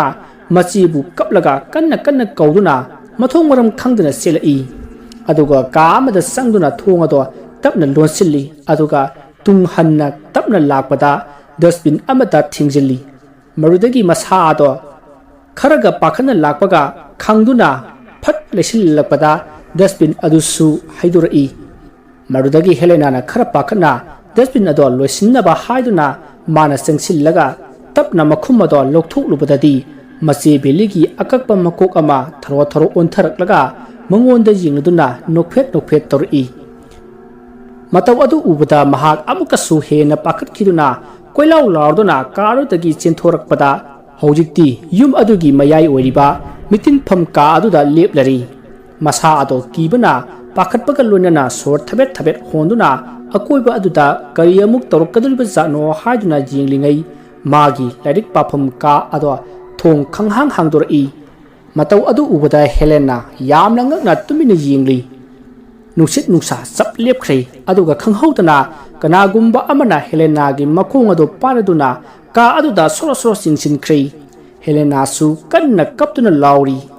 ꯑꯗꯨꯒ ꯄꯤꯇꯔꯒꯤ ꯊꯋꯥꯏ ꯑꯗꯨꯅ ꯀꯥ ꯑꯗꯨꯕꯨ ꯊꯣꯡ ꯂꯣꯟꯁꯤꯟꯈꯤ ꯑꯗꯨꯒ ꯀꯥ ꯑꯗꯨꯃꯛꯇꯗ ꯍꯦꯂꯦꯅꯥꯕꯨ ꯍꯥꯠꯇꯣꯛꯈꯤ ꯄꯤꯇꯔꯅ ꯑꯁꯨꯝꯅ ꯇꯧꯔꯤꯕꯒꯤ ꯃꯔꯝꯗꯤ ꯍꯦꯂꯦꯅꯥꯒꯤ ꯊꯋꯥꯏ ꯑꯗꯣ ꯃꯥꯒꯤ ꯑꯣꯏꯅꯕꯒꯤꯅꯤ ꯍꯤꯡꯂꯤꯉꯩꯗ ꯐꯪꯍꯧꯗ꯭ꯔꯕꯁꯨ ꯁꯤꯔꯕ ꯊꯋꯥꯏ ꯑꯣꯏꯔꯕ ꯀꯥꯟ ꯑꯁꯤꯗꯗꯤ ꯃꯥꯒꯤ ꯑꯣꯏꯒꯦ ꯈꯟꯕꯗꯒꯤꯅꯤ ꯑꯁꯨꯝꯅ ꯀꯥ ꯑꯗꯨꯗ ꯍꯦꯂꯦꯟꯒꯤ ꯊꯋꯥꯏ ꯑꯗꯨꯕꯨ ꯅꯨꯃꯤꯠ ꯈꯨꯗꯤꯡꯒꯤ ꯃꯍꯥꯛꯅ ꯑꯣꯠꯈꯤ ꯖꯦꯛ ꯋꯥꯔꯤꯗꯨ ꯄꯥꯔꯨꯕꯗꯒꯤ ꯃꯁꯥꯗ ꯑꯋꯥꯕ ꯅꯨꯡꯉꯥꯏꯇꯕꯅ ꯄꯤꯛ ꯊꯜꯂꯤ ꯋꯥꯍꯩ ꯑꯣꯏꯅ ꯐꯣꯡꯗꯣꯛꯂꯨꯕ ꯉꯝꯗ꯭ꯔꯒꯁꯨ ꯃꯃꯤꯠꯇꯒꯤ ꯃꯄꯤ ꯇꯥꯅ ꯀꯞꯆꯔꯤ ꯅꯨꯄꯤ ꯑꯗꯨꯒꯤꯗꯃꯛ ꯃꯇꯦꯡ ꯄꯥꯡꯅꯤꯡꯕ ꯄꯣꯛꯂꯤ ꯃꯥꯒꯤ ꯊꯋꯥꯏ ꯑꯗꯨꯅ ꯏꯪꯅ ꯆꯤꯛꯅ ꯂꯥꯏꯔꯝꯂꯦꯟꯗ ꯇꯤꯟꯈꯤꯕꯗꯣ ꯖꯦꯛꯅ ꯄꯥꯝꯂꯤ ꯃꯁꯤꯗꯒꯤ ꯃꯍꯥꯛ ꯃꯄꯤ ꯑꯗꯨ ꯇꯩꯊꯣꯛꯂꯗꯨꯅ ꯈꯜꯂꯤ ꯑꯩ ꯅꯪꯒꯤ ꯃꯇꯦꯡ ꯁꯣꯏꯗꯅ ꯄꯥꯡꯒꯅꯤ ꯑꯩꯒꯤ ꯊꯋꯥꯏ ꯑꯁꯤ ꯊꯥꯔꯕꯁꯨ ꯅꯪꯒꯤ ꯃꯇꯦꯡꯕꯨꯗꯤ ꯄꯥꯡꯂꯝꯂꯒꯦ ꯋꯥꯈꯜ ꯑꯁꯤ ꯈꯟꯅ ꯈꯟꯅ ꯀꯞꯇꯨꯅ ꯌꯨꯝ ꯑꯗꯨꯒꯤ ꯑꯀꯣꯏꯕꯗꯨꯗ ꯋꯥꯔꯤꯁꯤꯡ ꯑꯗꯨꯕꯨ ꯅꯤꯡꯁꯤꯡꯗꯨꯅ ꯀꯣꯏꯅ ꯆꯠꯂꯤ ꯈꯔ ꯆꯠꯂꯒ ꯂꯩꯀꯣꯜ ꯑꯃ ꯂꯩꯔꯝꯃꯤ ꯃꯗꯨꯗ ꯊꯥꯔꯤꯕ ꯕꯦꯟꯁ ꯑꯗꯨꯗ ꯐꯝꯊꯗꯨꯅ ꯀꯞꯂꯤ ꯅꯥꯀꯟꯗꯒꯤ ꯄꯣꯛꯅ ꯉꯧꯔꯕ ꯃꯍꯥꯛꯅ ꯏꯍꯥꯟ ꯍꯥꯟꯅ ꯂꯥꯛꯄꯗ ꯊꯦꯡꯅꯈꯤꯕ ꯑꯉꯥꯎꯕ ꯃꯥꯟꯕ ꯅꯨꯄꯥ ꯑꯗꯣ ꯂꯩꯔꯤ ꯅꯨꯄꯥ ꯑꯗꯨꯅ ꯇꯨꯡꯂꯣꯝꯗꯒꯤ ꯅꯪꯅꯕꯨ ꯊꯃꯣꯏ ꯁꯦꯡꯅ ꯃꯇꯦꯡ ꯄꯥꯡꯅꯤꯡꯂꯕꯗꯤ ꯑꯩꯅꯁꯨ ꯅꯪꯒꯤ ꯃꯇꯦꯡ ꯄꯥꯡꯒꯅꯤꯗ ꯋꯥꯐꯝ ꯑꯗꯨ ꯇꯥꯕꯗ ꯖꯦꯛ ꯐꯠ ꯑꯣꯟꯊꯣꯔꯛꯇꯨꯅ ꯃꯇꯧ ꯀꯔꯝꯅ ꯍꯥꯏꯗꯨꯅ ꯍꯪꯉꯤ ꯑꯗꯨꯒ ꯉꯛꯄꯁꯨ ꯐꯥꯎꯏ ꯃꯗꯨꯗ ꯑꯍꯜ ꯑꯗꯨꯅ ꯅꯨꯄꯤ ꯃꯆꯥ ꯑꯗꯨꯒꯤ ꯄꯨꯟꯁꯤ ꯋꯥꯔꯤ ꯑꯗꯨꯗ ꯅꯪ ꯅꯁꯥ ꯌꯥꯎꯁꯤꯟꯗꯨꯅ ꯊꯣꯛꯂꯤꯕ ꯊꯧꯗꯣꯛ ꯃꯌꯥꯝ ꯑꯗꯨ ꯊꯣꯛꯇꯅꯕ ꯍꯣꯠꯅꯕ ꯇꯥꯕꯅꯤ ꯃꯗꯨꯗ ꯖꯦꯛꯅ ꯃꯗꯨꯕꯨ ꯃꯇꯧ ꯀꯔꯝꯅ ꯑꯣꯏꯊꯣꯛꯀꯗꯧꯔꯤꯕꯅꯣ ꯑꯍꯜ ꯑꯗꯨꯅ ꯄꯨꯝꯅꯃꯛ ꯑꯩꯅ ꯐꯅꯅꯕ ꯁꯤꯟꯒꯅꯤ ꯑꯗꯨꯕꯨ ꯅꯪꯅ ꯊꯕꯛ ꯑꯁꯤ ꯇꯧꯗ꯭ꯔꯤꯉꯩꯗ ꯑꯩ ꯅꯪꯉꯣꯟꯗ ꯋꯥ ꯈꯔ ꯁꯤꯟꯅꯒꯦ ꯃꯗꯨꯗ ꯖꯦꯛꯅ ꯀꯔꯤ ꯋꯥ ꯑꯣꯏꯔꯕꯅꯣ ꯑꯍꯜ ꯑꯗꯨꯅ ꯌꯥꯔꯤꯕ ꯃꯈꯩ ꯊꯣꯛꯂꯤꯕ ꯊꯧꯗꯣꯛꯁꯤꯡ ꯑꯁꯤ ꯊꯣꯛꯍꯟꯒꯅꯨ ꯑꯗꯨꯒ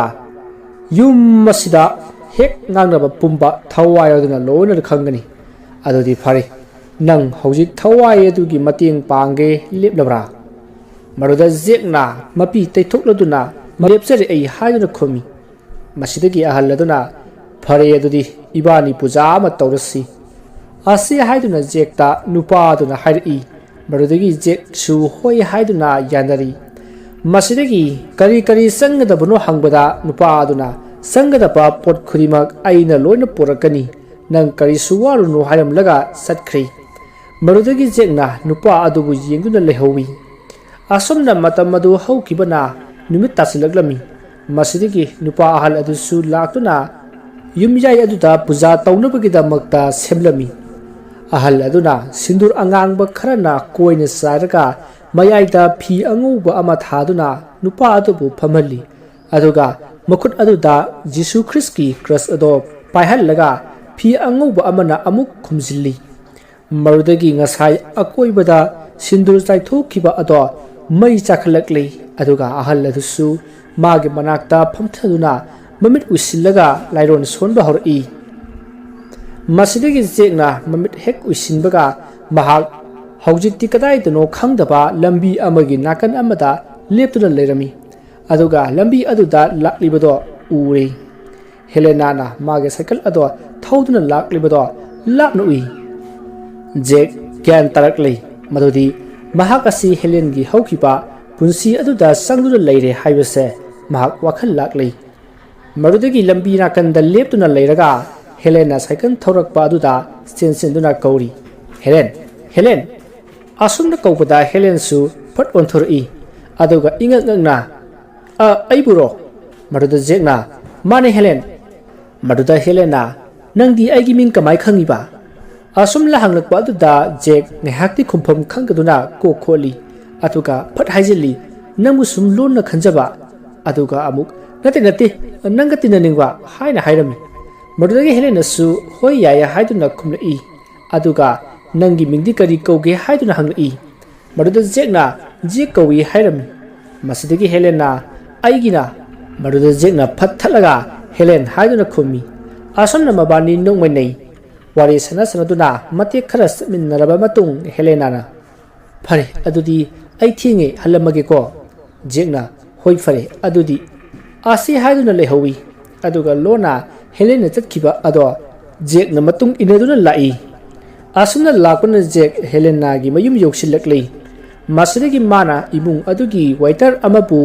वांथा हल्लबा मतुंग मागी ड्रेस अदो सेसिलदुना वाइटर सादुना लेरमी निमित तासल्लाबा मतुंग इमुंग मनुंग पुन्ना लंच तौरी पृथ्वीराजना मागी ट्यूशन की मतांग अदुदा हौदोरई जेकना हेलेनाबु यामना सेक्सिनना कदाइदा सोइखिगदगी हाइदुना कुपना सिनजरी ममांगदा थोखिबगुम लिगलम अमत कायदना वारी खुदिमक चटली मतमदि असुम हौखिबना जेकना हेलेनागा नक्सिननबा होनरई असुमना मबानी नक्सिनना तिनबसु ओइरई ख्वाइदगी मरु ओइबा जेकना पांथोक लुनबा लाक्लिबा नुमित अदो यौसिलकलै हानगुम सब मनना पृथ्वीराज होटल संगाबगी सटखै पीटरसु का अदुदा फमदुना लैरी मतांग अदुदा वाइटर अदो लाक्लमी जेकना वाइटर अदुदा सा अदो मा पिरगी हाइदुना मा ओइना वाइटर की ड्रेस सेलदुना संगई जेक उबदा हेलेन सु नोफेट तौरई सा अदो हाइरदुना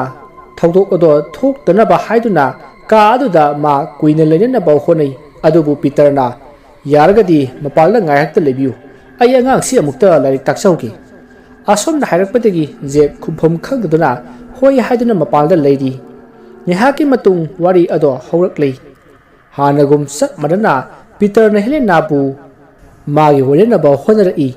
अदुबु खामगे हाइदुना जेक अदो सिलसिललपदा पीटरना जेकपु का अदुदगी कौथोरई अदुगा थोंग अदो लोनसिनख्रै जेकसु तुबदा मकोक अदो वाल अमदा जैसिनखिदुना हौगटपा ngamdri सोमदना पीटरना हेलेनाबु कन्ना नमसिनदुना मागे अपाम्बादो फंगननबा होनरी मतुदगी जेक फुक हौगतुना थोंग अदो हांदोकनबा होनजै हेलेना पीटरबु कैंडल स्टैंड अदुना थोमनबा तौख्रै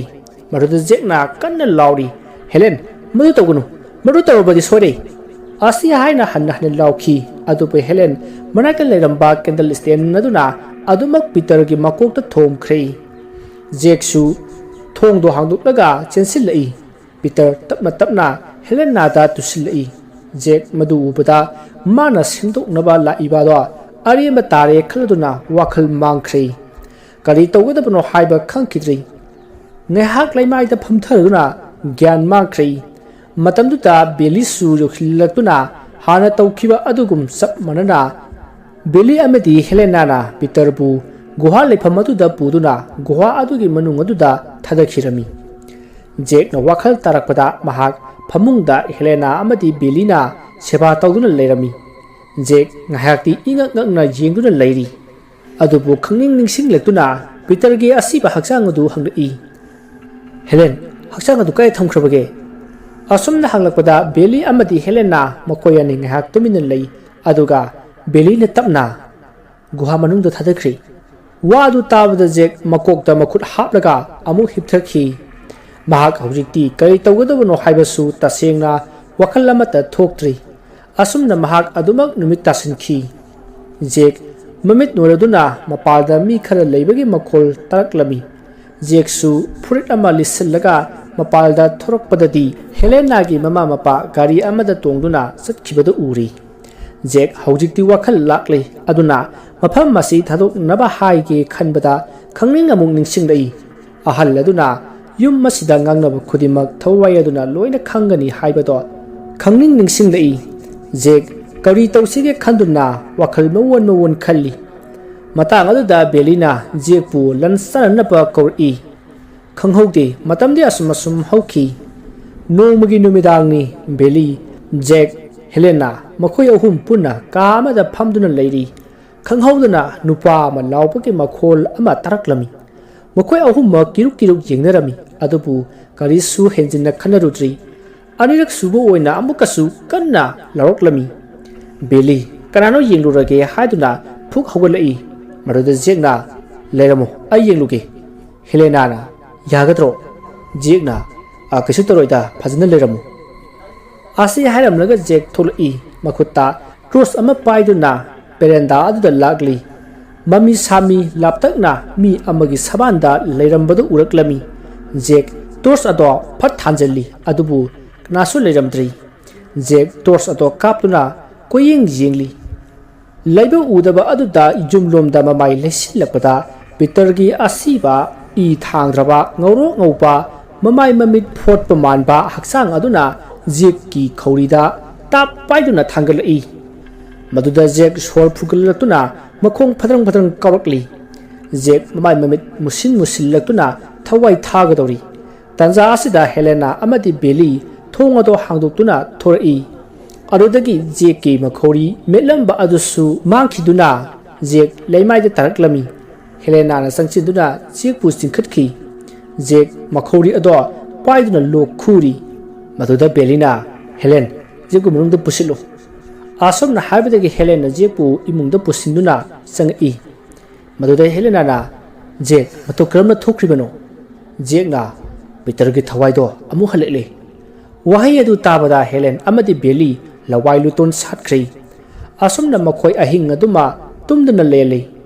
ꯅꯣꯡꯉꯥꯜꯂꯒ ꯖꯦꯛꯅ ꯃꯐꯝ ꯑꯁꯤ ꯊꯥꯗꯣꯛꯇꯨꯅ ꯆꯠꯅꯅꯕ ꯄ꯭ꯂꯥꯟ ꯁꯤꯜꯂꯤ꯫ ꯑꯗꯨꯕꯨ ꯂꯨꯔꯤꯕꯗꯤ ꯃꯇꯧ ꯀꯔꯝꯅ ꯋꯥ ꯑꯁꯦ ꯍꯧꯗꯣꯛꯀꯅꯤ? ꯌꯨꯝ ꯑꯁꯤꯗ ꯃꯈꯣꯏꯅ ꯁꯥꯟꯅꯕ ꯈꯨꯗꯤꯡꯃꯛ ꯊꯋꯥꯏ ꯑꯗꯨꯅ ꯇꯥꯒꯗꯧꯔꯤꯕꯅꯤ꯫ ꯑꯁꯨꯝꯅ ꯖꯦꯛ ꯎꯪꯗꯨꯅ ꯂꯩꯔꯤꯉꯩ ꯍꯦꯂꯦꯟꯅ ꯀꯩꯗꯧꯔꯒꯦ ꯖꯦꯛ ꯎꯪꯗꯨꯅ ꯂꯩꯔꯤꯗꯨꯕꯣ? ꯃꯗꯨꯗ ꯖꯦꯛꯅ ꯀꯔꯤꯁꯨ ꯈꯪꯗꯕ ꯁꯥꯗꯨꯅ ꯃꯄꯥꯟꯂꯣꯝꯗ ꯊꯣꯔꯛꯏ꯫ ꯍꯦꯂꯦꯅꯥꯁꯨ ꯖꯦꯛꯅ ꯈꯨꯝꯗꯕ ꯑꯗꯨꯗ ꯀꯩꯗꯧꯔꯕꯖꯥꯠꯅꯣ ꯍꯥꯏꯗꯨꯅ ꯂꯥꯡꯇꯛꯅꯅ ꯍꯪꯗꯨꯅ ꯖꯦꯛꯄꯨ ꯇꯥꯟꯅꯔꯛꯏ꯫ ꯑꯁꯨꯝ ꯊꯣꯛꯂꯛꯄꯅ ꯌꯨꯝ ꯑꯗꯨꯒꯤ ꯒꯦꯠꯀꯤ ꯋꯥꯡꯃ ꯊꯣꯔꯛꯂꯤ꯫ ꯍꯦꯛ ꯂꯥꯟꯊꯣꯛꯄꯒ ꯖꯦꯛꯅ ꯍꯦꯂꯦꯟ ꯑꯩꯈꯣই ꯃꯐꯝ ꯑꯁꯤ ꯊꯥꯗꯣꯛꯇꯨꯅ ꯆꯠꯇꯕ ꯌꯥꯗ꯭ꯔꯤ꯫ ꯃꯗꯨꯗ ꯍꯦꯂꯦꯟꯅ ꯀꯔꯤꯒꯤꯅꯣ? ꯖꯦꯛꯅ ꯄꯤꯇꯔꯒꯤ ꯊꯋꯥꯏꯅ ꯑꯩꯈꯣꯏꯕꯨ ꯀꯣꯏꯁꯦꯟ ꯁꯦꯟꯅꯗꯨꯅ ꯂꯩꯔꯤ꯫ ꯃꯐꯝ ꯑꯁꯤꯗ ꯀꯨꯏꯅ ꯂꯩꯊꯔꯕꯗꯤ ꯑꯩꯈꯣꯏ ꯀꯔꯤꯁꯨ ꯑꯐꯕ ꯑꯣꯏꯔꯣꯏ꯫ ꯃꯗꯨꯗ ꯍꯦꯂꯦꯟ ꯈꯔ ꯅꯨꯡꯉꯥꯏꯇꯅ ꯍꯣꯏ ꯍꯥꯏꯗꯨꯅ ꯃꯉꯛ ꯑꯗꯨ ꯅꯣꯝꯃꯤ꯫ ꯃꯁꯤꯒꯤ ꯃꯇꯨꯡ ꯃꯈꯣꯏ ꯑꯅꯤꯃꯛ ꯏꯃꯨꯡꯗ ꯆꯪꯂꯛꯂꯝꯃꯤ ꯑꯃꯗꯤ ꯄꯣꯠ ꯆꯩ ꯑꯃꯠꯇ ꯊꯧꯔꯥꯡ ꯇꯧꯗꯅꯕ ꯖꯦꯛꯅ ꯍꯦꯂꯦꯅꯥꯗ ꯏꯪꯒꯤꯠ ꯇꯧꯔꯤ꯫ ꯑꯗꯨꯒ ꯖꯦꯛꯅ ꯃꯈꯣꯏꯒꯤ ꯒꯦꯔꯦꯖꯗ ꯂꯩꯕ ꯀꯥꯔ ꯑꯗꯨ ꯊꯧꯗꯣꯔꯛꯇꯨꯅ ꯈꯥꯝꯃꯤ꯫ ꯑꯁꯣꯝꯗꯅ ꯍꯦꯂꯦꯅꯥꯅ ꯃꯆꯦꯗ ꯋꯥꯔꯤ ꯄꯨꯝꯕ ꯍꯥꯏꯔꯝꯃꯤ꯫ ꯃꯆꯦꯁꯨ ꯌꯥꯔꯗꯨꯅ ꯀꯔꯤꯁꯨ ꯍꯥꯏꯅꯗꯅ ꯃꯣꯡ ꯍꯥꯗꯅ ꯌꯨꯝ ꯑꯗꯨꯗꯒꯤ ꯊꯣꯛꯅꯔꯛꯏ ꯑꯃꯗꯤ ꯖꯦꯛꯅ ꯒꯥꯔꯤ ꯑꯗꯨ ꯁ꯭ꯇꯥꯔꯠ ꯇꯧꯗꯨꯅ ꯊꯣꯛꯈ꯭ꯔꯦ꯫ ꯏꯃꯨꯡ ꯑꯗꯨꯒꯤ ꯃꯌꯥꯏ ꯃꯤꯇꯤꯟꯐꯝ ꯀꯥ ꯑꯗꯨꯗ ꯄꯤꯇꯔꯒꯤ ꯊꯋꯥꯏ ꯑꯗꯨꯅ ꯈꯪꯒꯅꯤ ꯍꯥꯏꯕꯒꯤ ꯃꯇꯥꯒꯨꯝ ꯁꯣꯐꯥ ꯑꯃꯗ ꯐꯝꯗꯨꯅ ꯌꯥꯝꯅ ꯇꯝꯊꯤꯕ ꯃꯤꯅꯣꯛ ꯑꯃꯗ ꯅꯣꯛꯂꯤ꯫ ꯖꯦꯛꯅ ꯌꯨꯝ ꯑꯗꯨꯕꯨ ꯊꯥꯗꯣꯛꯂꯝꯂꯒ ꯍꯣꯇꯦꯜ ꯑꯃꯗ ꯂꯩꯅꯅꯕ ꯍꯦꯂꯦꯟ ꯑꯃꯗꯤ ꯕꯦꯂꯤꯕꯨ ꯄꯨꯗꯨꯅ ꯂꯥꯛꯂꯝꯃꯤ ꯑꯗꯨꯒ ꯀꯥ ꯑꯅꯤ ꯕꯨꯛ ꯇꯧꯗꯨꯅ ꯂꯩꯅꯅꯕ ꯁꯤꯜꯂꯝꯃꯤ꯫ ꯀꯥ ꯑꯃꯗꯅ ꯕꯦꯂꯤ ꯑꯃꯗꯤ ꯍꯦꯂꯦꯟ ꯑꯗꯨꯒ ꯑꯇꯣꯞꯄ ꯀꯥ ꯑꯃꯗꯅ ꯖꯦꯛꯅ ꯂꯩꯔꯝꯃꯤ꯫ ꯃꯁꯤꯗꯒꯤ ꯖꯦꯛꯅ ꯄꯣꯠ ꯆꯩ ꯑꯋꯥꯠꯄ ꯈꯔ ꯌꯦꯡꯉꯨꯁꯤ ꯂꯩꯔꯨꯁꯤ ꯍꯥꯏꯔꯛꯂꯝꯃꯤ꯫ ꯃꯗꯨꯗ ꯕꯦꯂꯤꯅ ꯉꯥꯏꯈꯣꯗ ꯉꯥꯏꯍꯥꯛ ꯄꯣꯊꯥꯈꯤꯁꯤ ꯑꯗꯨꯒ ꯆꯠꯁꯤ ꯍꯥꯏꯗꯨꯅ ꯈꯨꯝꯂꯤ꯫ ꯃꯁꯤꯗꯒꯤ ꯖꯦꯛꯁꯨ ꯍꯣꯏ ꯍꯥꯏꯔꯝꯂꯒ ꯀꯥ ꯑꯗꯨꯗꯒꯤ ꯊꯣꯛꯈ꯭ꯔꯦ꯫ ꯃꯁꯤꯗꯒꯤ ꯖꯦꯛ ꯉꯥꯏꯍꯥꯛ ꯂꯩꯔꯒ ꯑꯃꯨꯛꯀ ꯆꯪꯖꯔꯛꯀꯦ ꯍꯥꯏꯗꯨꯅ ꯀꯧꯔꯛꯏ꯫ ꯍꯦꯂꯦꯟ ꯑꯃꯗꯤ ꯕꯦꯂꯤ ꯇꯨꯝꯗꯨꯅ ꯂꯩꯔꯝꯕꯗꯒꯤ ꯇꯞꯅ ꯇꯞꯅ ꯍꯧꯒꯠꯅꯔꯛꯏ꯫ ꯖꯦꯛꯅ ꯁꯠ ꯂꯣꯏꯁꯤꯜꯂꯣ ꯃꯇꯝꯁꯤ ꯌꯥꯗ꯭ꯔꯦ ꯑꯩ ꯃꯄꯥꯟꯗ ꯉꯥꯏꯔꯝꯃꯒꯦꯀꯣ ꯊꯨꯔꯛꯑꯣ꯫ ꯑꯁꯨꯝꯅ ꯃꯈꯣꯏ ꯍꯔꯥꯎ ꯍꯔꯥꯎꯅ ꯑꯆꯥ ꯑꯊꯛ ꯑꯃꯗꯤ ꯗ꯭ꯔꯦꯁꯅꯆꯤꯡꯕ ꯃꯌꯥꯝ ꯑꯃ ꯂꯩꯗꯨꯅ ꯍꯣꯇꯦꯜ ꯑꯗꯨꯗ ꯑꯃꯨꯛ ꯍꯜꯂꯛꯄꯗꯗꯤ ꯃꯇꯝꯗꯣ ꯈꯔ ꯊꯦꯡꯗꯣꯛꯈ꯭ꯔꯤ꯫ ꯃꯈꯣꯏ ꯑꯍꯨꯝ ꯄꯨꯟꯅ ꯇꯦꯕꯜ ꯑꯃꯒꯤ ꯑꯀꯣꯏꯕꯗ ꯐꯝꯗꯨꯅ ꯗꯤꯟꯅꯔ ꯂꯥꯛꯄ ꯉꯥꯏꯔꯤ꯫ ꯖꯦꯛꯁꯨ ꯋꯥꯈꯜ ꯑꯗꯨ ꯂꯩꯇꯥꯖꯅ ꯂꯩꯔꯒꯦ ꯈꯜꯂꯤ ꯑꯗꯨꯕꯨ ꯀꯔꯤꯅꯣ ꯈꯪꯗꯅ ꯋꯥꯈꯜ ꯑꯃꯗꯤ ꯎꯪꯗꯨꯅ ꯑꯗꯨꯃꯛ ꯂꯩꯔꯤ꯫ ꯇꯥꯟꯖꯥ ꯑꯗꯨꯗ ꯋꯥꯏꯇꯔ ꯑꯃꯅ ꯃꯈꯣꯏꯒꯤ ꯗꯤꯟꯅꯔ ꯊꯤꯟꯕ ꯂꯥꯛꯂꯝꯃꯤ꯫ ꯗꯤꯟꯅꯔ ꯑꯗꯣ ꯍꯦꯂꯦꯅꯥꯅ ꯂꯧꯔꯒ ꯇꯦꯕꯜꯗ ꯊꯝꯂꯛꯄꯗ ꯖꯦꯛꯅ ꯃꯪꯗꯨꯅ ꯂꯩꯕꯗꯣ ꯎꯔꯝꯃꯤ꯫ ꯃꯗꯨꯗ ꯍꯦꯂꯦꯅꯥꯅ ꯀꯩꯗꯧꯔꯒꯦ ꯖꯦꯛ ꯅꯁꯥ ꯅꯨꯡꯉꯥꯏꯇ꯭ꯔꯕꯣ? ꯖꯦꯛꯅ ꯀꯩꯁꯨ ꯇꯧꯗꯦꯗ ꯋꯥꯈꯜ ꯑꯃ ꯁꯨꯝ ꯏꯆꯦ ꯀꯩꯅꯣ ꯆꯥꯅꯕꯗꯣ ꯇꯧꯔꯁꯤ ꯁꯦꯝꯃꯛꯑꯣ ꯑꯩꯗꯤ ꯆꯥꯛ ꯂꯥꯝꯅ ꯂꯣꯏꯔꯕꯅꯤ꯫ ꯑꯁꯨꯝꯅ ꯋꯥ ꯊꯩꯗꯣꯛꯈꯤ꯫ ꯃꯁꯤꯒꯤ ꯃꯇꯨꯡ ꯃꯈꯣꯏ ꯑꯍꯨꯝ ꯉꯁꯤꯗꯤ ꯍꯔꯥꯎꯅ ꯗꯤꯟꯅꯔ ꯆꯥꯔꯤ꯫ ꯗꯤꯟꯅꯔ ꯆꯥꯕ ꯂꯣꯏꯔꯗꯨꯅ ꯕꯦꯠꯔꯨꯝ ꯂꯣꯝꯗ ꯆꯪꯅꯔꯛꯂꯤ꯫ ꯍꯦꯂꯦꯟ ꯑꯃꯗꯤ ꯕꯦꯂꯤꯕꯨ ꯇꯨꯝꯊꯈ꯭ꯔꯒ ꯖꯦꯛꯅ ꯃꯈꯣꯏꯕꯨ ꯊꯪꯅꯕ ꯀꯥ ꯑꯗꯨꯗ ꯆꯧꯀ꯭ꯔꯤ ꯑꯃꯗ ꯐꯝꯗꯨꯅ ꯁꯪꯂꯤ꯫ ꯖꯦꯛꯁꯨ ꯊꯣꯏꯗꯣꯛꯅ ꯋꯥꯈꯜ ꯈꯟꯖꯤꯜꯂꯨꯗ꯭ꯔꯤ ꯑꯗꯨꯕꯨ ꯈꯪꯍꯧꯗꯅ ꯀꯔꯤꯅꯣ ꯈꯪꯗꯕ ꯌꯥꯝꯅ ꯍꯩꯅꯗꯕ ꯃꯈꯣꯜ ꯑꯃ ꯇꯥꯔꯛꯂꯝꯃꯤ ꯃꯍꯥꯛꯅ ꯃꯈꯣꯜ ꯑꯗꯨꯕꯨ ꯇꯥꯁꯤꯟꯅꯅꯕ ꯀꯟꯅ ꯍꯣꯠꯅꯔꯤ ꯑꯗꯨꯕꯨ ꯐꯖꯅ ꯇꯥꯕꯗꯤ ꯐꯪꯗ꯭ꯔꯤ ꯉꯥꯏꯍꯥꯛ ꯇꯨꯃꯤꯟꯅ ꯂꯩꯔꯕ ꯃꯇꯨꯡ ꯃꯥꯒꯤ ꯂꯦꯡꯖꯨꯝꯗ ꯆꯣꯠ ꯆꯣꯠ ꯂꯥꯎꯔꯛꯏ ꯃꯗꯨ ꯄꯥꯏꯗꯨꯅ ꯌꯦꯡꯂꯨꯕꯗꯗꯤ ꯏ ꯑꯣꯏꯔꯝꯃꯤ ꯖꯦꯛ ꯃꯁꯥ ꯑꯗꯣ ꯏꯉꯛ ꯉꯛꯅ ꯃꯊꯛꯇ ꯌꯦꯡꯈꯠꯂꯤ ꯍꯧꯖꯤꯛꯇꯤ ꯎꯔꯦ ꯂꯩꯔꯤꯕ ꯁꯤꯂꯤꯡ ꯐꯦꯟ ꯑꯗꯨꯗ ꯀꯔꯤꯅꯣ ꯈꯪꯗꯕ ꯑꯉꯥꯡꯒꯤ ꯃꯑꯣꯡ ꯃꯥꯟꯕ ꯃꯨꯁꯤꯟ ꯃꯨꯕ ꯑꯃ ꯃꯈꯣꯡ ꯑꯗꯣ ꯌꯥꯟꯊꯗꯨꯅ ꯂꯩꯔꯤꯕꯗꯣ ꯎꯔꯤ ꯃꯗꯨ ꯎꯕꯗ ꯖꯦꯛ ꯄꯥꯈꯠꯄꯅ ꯂꯋꯥꯏ ꯁꯥꯠꯈ꯭ꯔꯦ ꯃꯆꯤꯟꯗꯨ ꯂꯥꯎꯕ ꯐꯥꯎꯕ ꯉꯝꯗꯦ ꯃꯁꯥꯗꯣ ꯏꯐꯥ ꯐꯥꯖꯤꯟꯕꯒꯨꯝ ꯇꯧꯏ ꯑꯁꯨꯝꯅ ꯂꯩꯔꯤꯉꯩ ꯇꯥꯂꯛ ꯑꯁꯤꯗ ꯑꯉꯥꯡ ꯑꯗꯨꯅ ꯃꯃꯥꯏ ꯑꯗꯣ ꯐꯠ ꯂꯩꯁꯤꯜꯂꯛꯇꯨꯅ ꯃꯌꯥ ꯑꯗꯣ ꯂꯥꯎꯅ ꯀꯥꯊꯣꯔꯛꯏ ꯖꯦꯛ ꯄꯥꯈꯠꯇꯨꯅ ꯀꯥꯔꯗꯨꯗꯒꯤ ꯊꯣꯡꯅꯕ ꯍꯣꯠꯅꯔꯤ ꯑꯗꯨꯕꯨ ꯊꯣꯡ ꯑꯗꯣ ꯍꯥꯡꯕ ꯌꯥꯗ꯭ꯔꯦ ꯁꯣꯝꯗꯅ ꯄꯤꯇꯔꯒꯤ ꯊꯋꯥꯏ ꯑꯗꯨꯅ ꯕꯤꯂꯤꯗ ꯆꯪꯂꯝꯃꯤ ꯕꯤꯂꯤ ꯇꯨꯝꯂꯝꯕꯗꯒꯤ ꯃꯃꯥꯏ ꯃꯃꯤꯠ ꯑꯗꯣ ꯏꯃꯛ ꯃꯛꯁꯤꯟꯅ ꯃꯃꯤꯠ ꯑꯗꯣ ꯉꯧꯔꯣꯛ ꯉꯧꯅ ꯐꯠ ꯄꯥꯡꯊꯣꯔꯛꯏ ꯑꯗꯨꯒ ꯂꯣꯡꯅ ꯐꯨꯛ ꯍꯧꯒꯠꯂꯛꯇꯨꯅ ꯃꯁꯥꯗꯤ ꯁꯨꯡꯂꯦꯡ ꯂꯦꯡꯗꯅ ꯍꯦꯂꯦꯅꯥꯅ ꯇꯨꯝꯂꯤꯕ ꯑꯗꯣꯝꯗ ꯃꯉꯛ ꯑꯗꯣ ꯇꯞꯅ ꯂꯩꯁꯤꯜꯂꯛꯇꯨꯅ ꯅꯣꯛꯐꯦꯠ ꯇꯧꯔꯛꯏ ꯍꯦꯂꯦꯅꯥꯗꯤ ꯇꯨꯝꯊꯈꯤꯕꯗ ꯉꯥꯏꯔꯤꯕꯅꯤꯅ ꯀꯔꯤꯁꯨ ꯈꯪꯂꯝꯗꯦ ꯄꯤꯇꯔꯒꯤ ꯊꯋꯥꯏ ꯆꯪꯂꯕ ꯕꯤꯂꯤ ꯑꯗꯣ ꯇꯞꯅ ꯍꯧꯒꯠꯂꯛꯇꯨꯅ ꯍꯦꯂꯦꯟ ꯇꯝꯅ ꯅꯣꯛꯐꯦꯠ ꯇꯧꯅ ꯇꯞꯅ ꯇꯞꯅ ꯆꯪꯁꯤꯜꯂꯛꯂꯤ ꯑꯗꯨꯒ ꯍꯦꯂꯦꯟꯒꯤ ꯃꯃꯥꯏ ꯑꯗꯨꯗ ꯅꯣꯟꯊꯗꯨꯅ ꯁꯥꯡꯅ ꯁꯥꯡꯅ ꯆꯤꯡꯗꯨꯅ ꯃꯅꯝ ꯅꯝꯂꯤ ꯑꯗꯨꯒ ꯍꯦꯂꯦꯅꯥꯒꯤ ꯄꯥꯝꯕꯣꯝ ꯑꯗꯨꯗ ꯁꯨꯛꯂꯛꯏ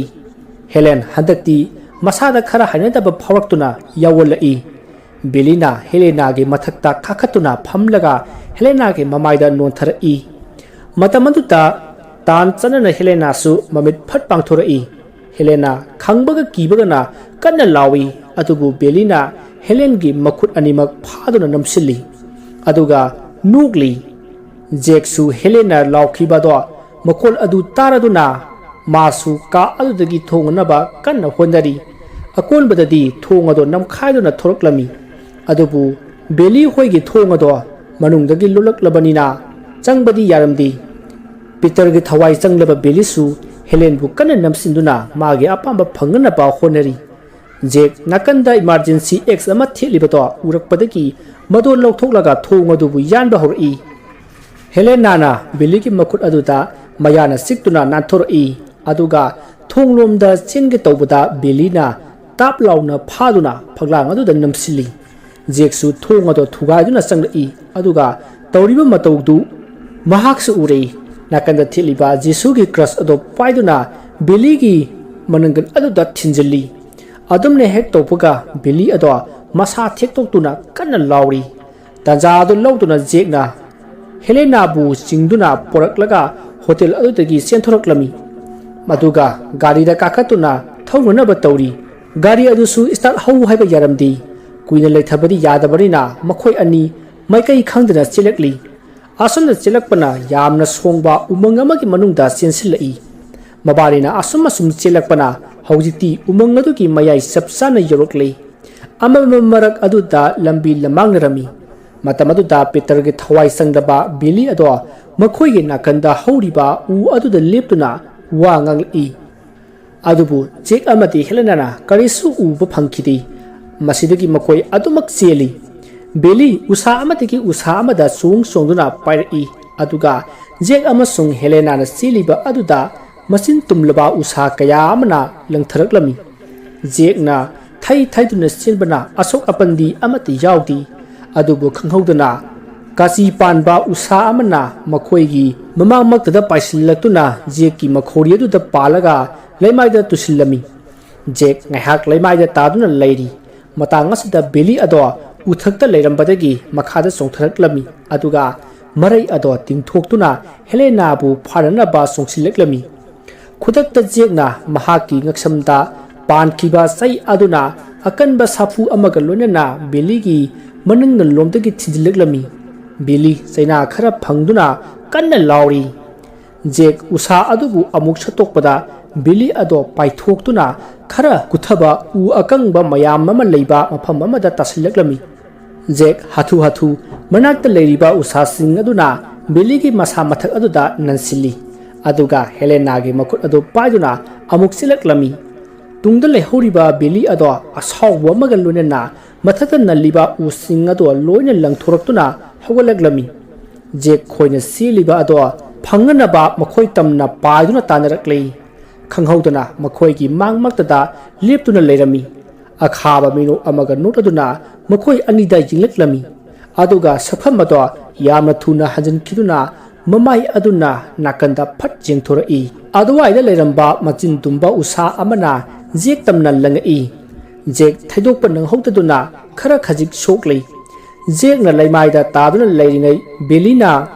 जेक पु पाइदुना लंगबदा उ अमदा जैसिलमी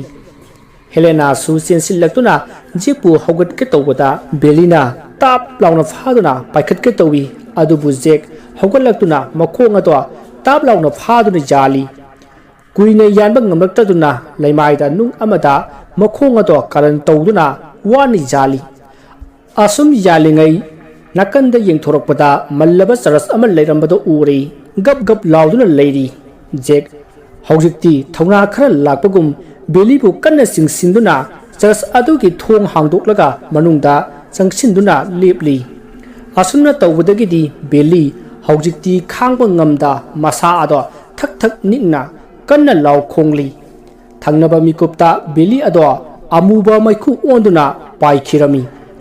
मखोयनी ngaihak nang leiringai manak aduda leiriba church adomda amuk handuna jingthorokpada church adugi nakanda masammana ifa phaba puknasu ingau ngauraba angawba manba nupa ama sumsit situna leirami mabu ubada makhoi ani nupa adugi manak tamna sensilai mabana sensilakpada nupa aduna mamayado tapna nophet tawduna hangelai mak adudi atei kanasu oiramdrei jeki mating pangliba माइबा अदुनी महाना नोटदुना जेकता करिगे अदु वाना उरिबनो नुपा मचा मतम चुप्पदा अइना नंगिदमक लेंगदना Larry कावगनु आसी हाइदुना मागी फुलखाव अदुदगी diamond necklace अदो लौथुरकलमी अदुगा हारेकलमी निंगसिंग लिबराय चानुपी थवाय अदुना लैखिदबा नुमित अदुदा नंगोंदा तुसिल्लकपदा लेक असिदा तैखिरबा इयसे हेलेना इंगक ngakna तारी माइबा अदुना मखा तारदुना मसिगी लिक असि लैरिबा मखै महाके थवाइसु अदुमक लैगनी मदुदा जेकना मरक थना इपा अखोय यामना वारे अखोय करी तौजौ हाइबनो नसासिंगी अवाबा से उबिदुना अमुक्तदि कोहनबिउ इपा मदुदा हल्लदुना नोक्तुना करिगी वारी नुपा मचा आइना ताकनी अदुबु मसे अराइबा थबक अमदि नति यामना हाइना सिंगना तौगदबनी अमदी यारिबा मखै थुना तौनबा होनगदबनी अइना मफम मसिदा लाइगी पूजा तौदुना थवाय अदुबु फाजिल्लिङै नखोइना थबक सिंगदो लोइसिनगदबनी मदुदा जेकना इपाना फगनी खनबदो ताकपिरो नसा पथोक जननबा सेम साजरे मासिदगी अहल्लदुना लिक अदो जेकता सिनरमी अदुगा लाइगी ममांगदा लैरिबा पुखरी मसा अदुदगी इसिंग खरा लिगलिगी पात्र अमदा कंदुना पिरकलमी अकोनबदा लाइगी नाकंदा लैरिबा केंडल अदुमसु पिरक्तुना असुमना हायरक्लमी नुपा मचा युम मदुगी मखा इथंग थंगबा कादुदा लैरिबा थवाई अदुगी हक्चांग अदुबु थादख्रिबा गुहा अदुदा इसिंग ngase हाना हाइथरो अदुगा केंडल असि अमुक मई सुखतुना गुहा अदुगी मनुंगदा लंगथखु अकोनबदा लिक असि अमुक लंगथगदबनी मसिदगी जेक इपाना हारिबा अदुमक नचाना तौनबा सोयदना होनजगनी नसादा थबक सिंग से पांथोप ngamjaro haina mangol pinabiu haiduna khoirumjarami maruda ahaladunasु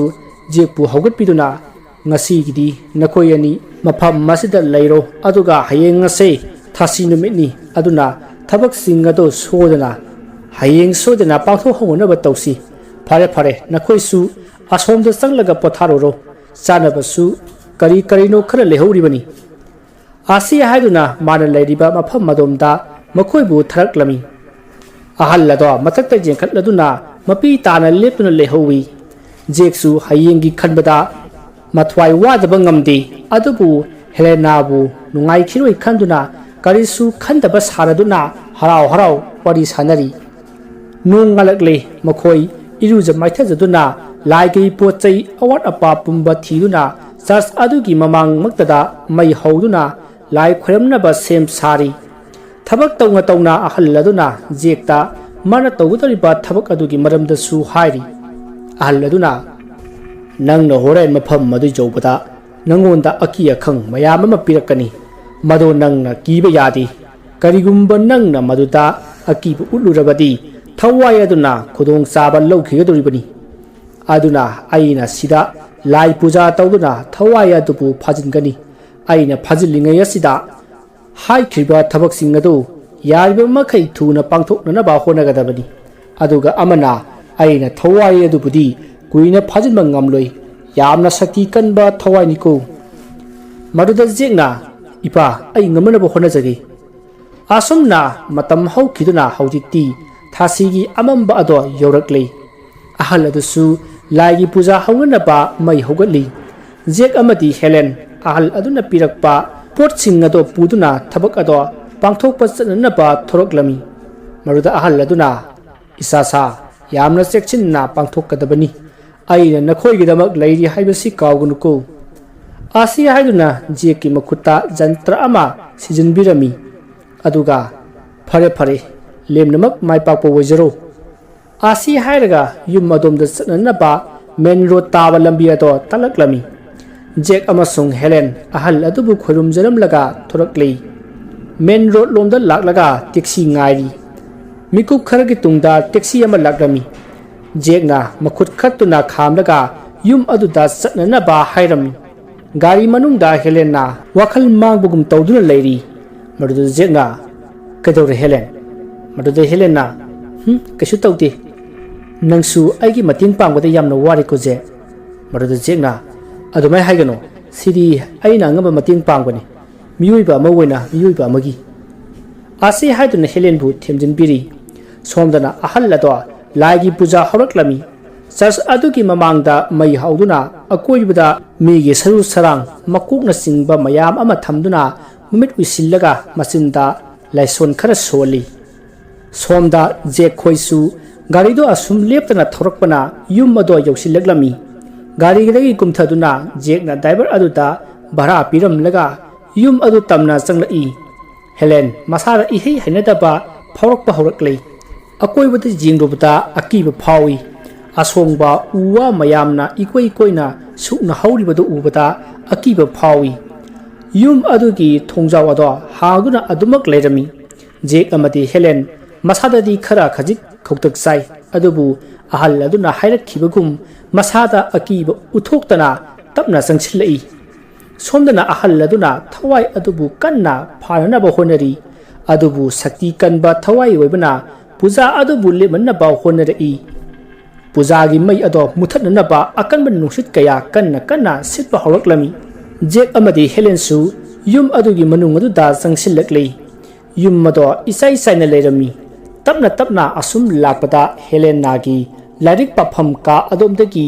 makhon ama tai haiduna jinglubada thong ado khara hangduna leirami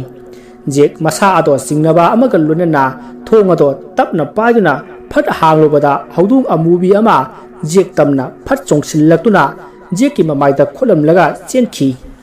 jek chaina kharadi phawi adubu karisu nadabagum guha adu tamna chanaba helenada lambi hanglaklami jekna helen karomdano changadabudubo aikhoi haujik thinthaba yaba natre karaidano guha dun leiribudubo masidagi helena na mang thaduna achauba ka adugi maning lomda changlai khara chatlaba matung thunga ma leiriba aduda helena na makut thinduna adagi sidani haireklami jek changlak thong ado tapna hangdoi khanghaudana sekpi mayam ama paithoroklami jek amadi helen khangduna maning handokpada tusillami somdana ahal aduna puja tawriba ado thukaina na ba hena kanna nusit ado silai adugi sumathakta nongchu suba horaklei ahal ado khanglei adubu mamiti pangthokti puja adubu lepa yati haibaki matagum machinda adumak mantra singado soli adubu khanghaudana haujikti mai adusu mathang mutkrei ahal ado mamit chat pangthorai jeka helena ga su phuk haugatuna nakanda leiramba laten ado mai thagat laga ka aduda changlai jek phingna khara thuna ahal aduna pirakpa pot sing ado lawthorai ligli macha amada yauriba lagi ising ado hana haijili hek haijin baga ikhang khanghaudana mapalomda nuksit kanna sitpagi makhol kaya matraklami jek ingangna kuing jingli somda ahal aduna mamit pangthorokpa aduda magi mamang maktada i thangdraba ngoro ngopa mamai mamit hanna chathokkhibagi machet machet jautraba Peter gi saktam mado phamduna nophet tawraga mabu yengduna leirami ahal laduna machinda mantra songe tawpada Peter na makhuri met bahori ahal lado sor phungatuna yamna wana khangli manakta leiriba holy water ado makut aduna lamlaga Peter da saisali Peter masa ado maina sakpagum lauduna maning handuna paithorki ahal do gyan khara tarabagum tawi puja ado amuk hogi haiduna mai chukhat ki tawbada Peter gi thawai aduna tapna magi mamangdagi yamna tamthiba minok amata nutaduna changai amaiba do Peter gi sakti aduda ngakri Peter saktam mado phat amuk hanjillaga manakta leiramba machin tumba sai amana ahal aduda langai maduda ahal lado sai aduna thinduna kudak aduda yamna wana thawai thakirami Peter kanna nokram laga mafam madudagi mangki Jake masa ado akiba kharadi pharoklei masa ado thak thak nikna makhet ado kheli adubu makut ado thak thak nikpaduna mai hoba amata ngamdri Helena su pakhatna jekna tawriba do jingli Jake masana pairiba makhet ado khutpai chahodabadagi guha manung aduda tasin khirami haujikti Jake makokta makhut pairi talak asida Peter ge thawai aduna nulai aduga masakti sungu udana Jake pu masa adu paiduna lengthori Jake phaglang adomda paisinduna masa ado thektokuna tari Helena su sensil lakpada Peter na makhong ado tap phai Helena kaptuna kanna lauri Jake aibu mukta kambiyo haiduna Jake su lauriba ado taratuna China ado khangna masa ado hairi tapna hogalai matamadu da Helena bu amamba adom da pusin kibado uraklami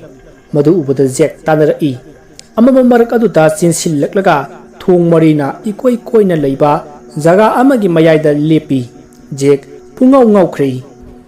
akiba pakhatpana heman khibana mahangna selak khiba thong ado karamba duno haiba kawkhri Helena na kadai da leikraba mahak amata khangkhiri Tanza asida amuk Helena na ningamdana kaptuna Jake haduna kori Jake karamba thongda sangadabano khangdana leiringai asida magi khudangda sikhiba jantra do leimai taraklami adubu khunge haduna nongtharakpada ure thongama khara hangduna leiriba ado uraklami Jake jantra do phat khungatuna thongadu tamna chinsilai khara changlaba matung ure haujikti Helena do leimaida makut ado tungna punduna upsillaga kanagumba amana namsinduna thambagum tawriba adu ure Helena na kanna kapli Jake kari tawsike haiduna ngaiha khalli aduga mana pariba jantra ado Helena da langslai jantra aduna Helena da hek sokpaga Helena masala namsinduna leiramba adudagi nanthokpa ngamlakhi Jake chensinduna Helena bu hogatlaga senthorakpada thong ado lonsin khirami makhoi ani topom khangduna amuk handuna chelaklaga apikpa ka amada chensinduna loli tuminna mabani na sor thabet honduna leiri asumna ngaihaki tuminna leikhiba asida Jekna tapna mapalomda yengthokrubada nakandagi khut ama sat thinjalai makhoi ani lauduna chenthoraklei mathong maram khangdana makhoi ani kochen cheli asumna chelakpa asida Helena na pakhiba jantra dusu tahorami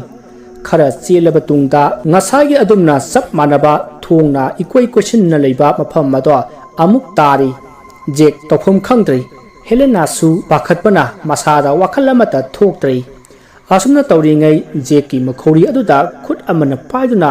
singlaga wall amada thomjillami masidagi maha gyan magura tarami tanza aduda amuk Helena bu Peter na puduna satki Helena na kanna kaptuna laurami Murudagi Jake gyan phat lakpada Helena leiramdri Jake na Helena bu kanna kauri adubu khumlakpa kauba laikhidri Jake mamit wisinduna wakhal ama khalli aduga masa mathanta asumna haijai aina tawriba singase mabu kannabani aigi tawgadawriba thabak asi loidanadi satlaroi adudi aina mabu karamna awaba sidagi kangani asi khallaga Jake mamit ado phat pangthoraklaga mage mamangda leiriba thong aduda karisu singnaba yauduna chensilli amaba marak aduda lambi ado karisu khangbanati ꯑꯗꯨꯕꯨ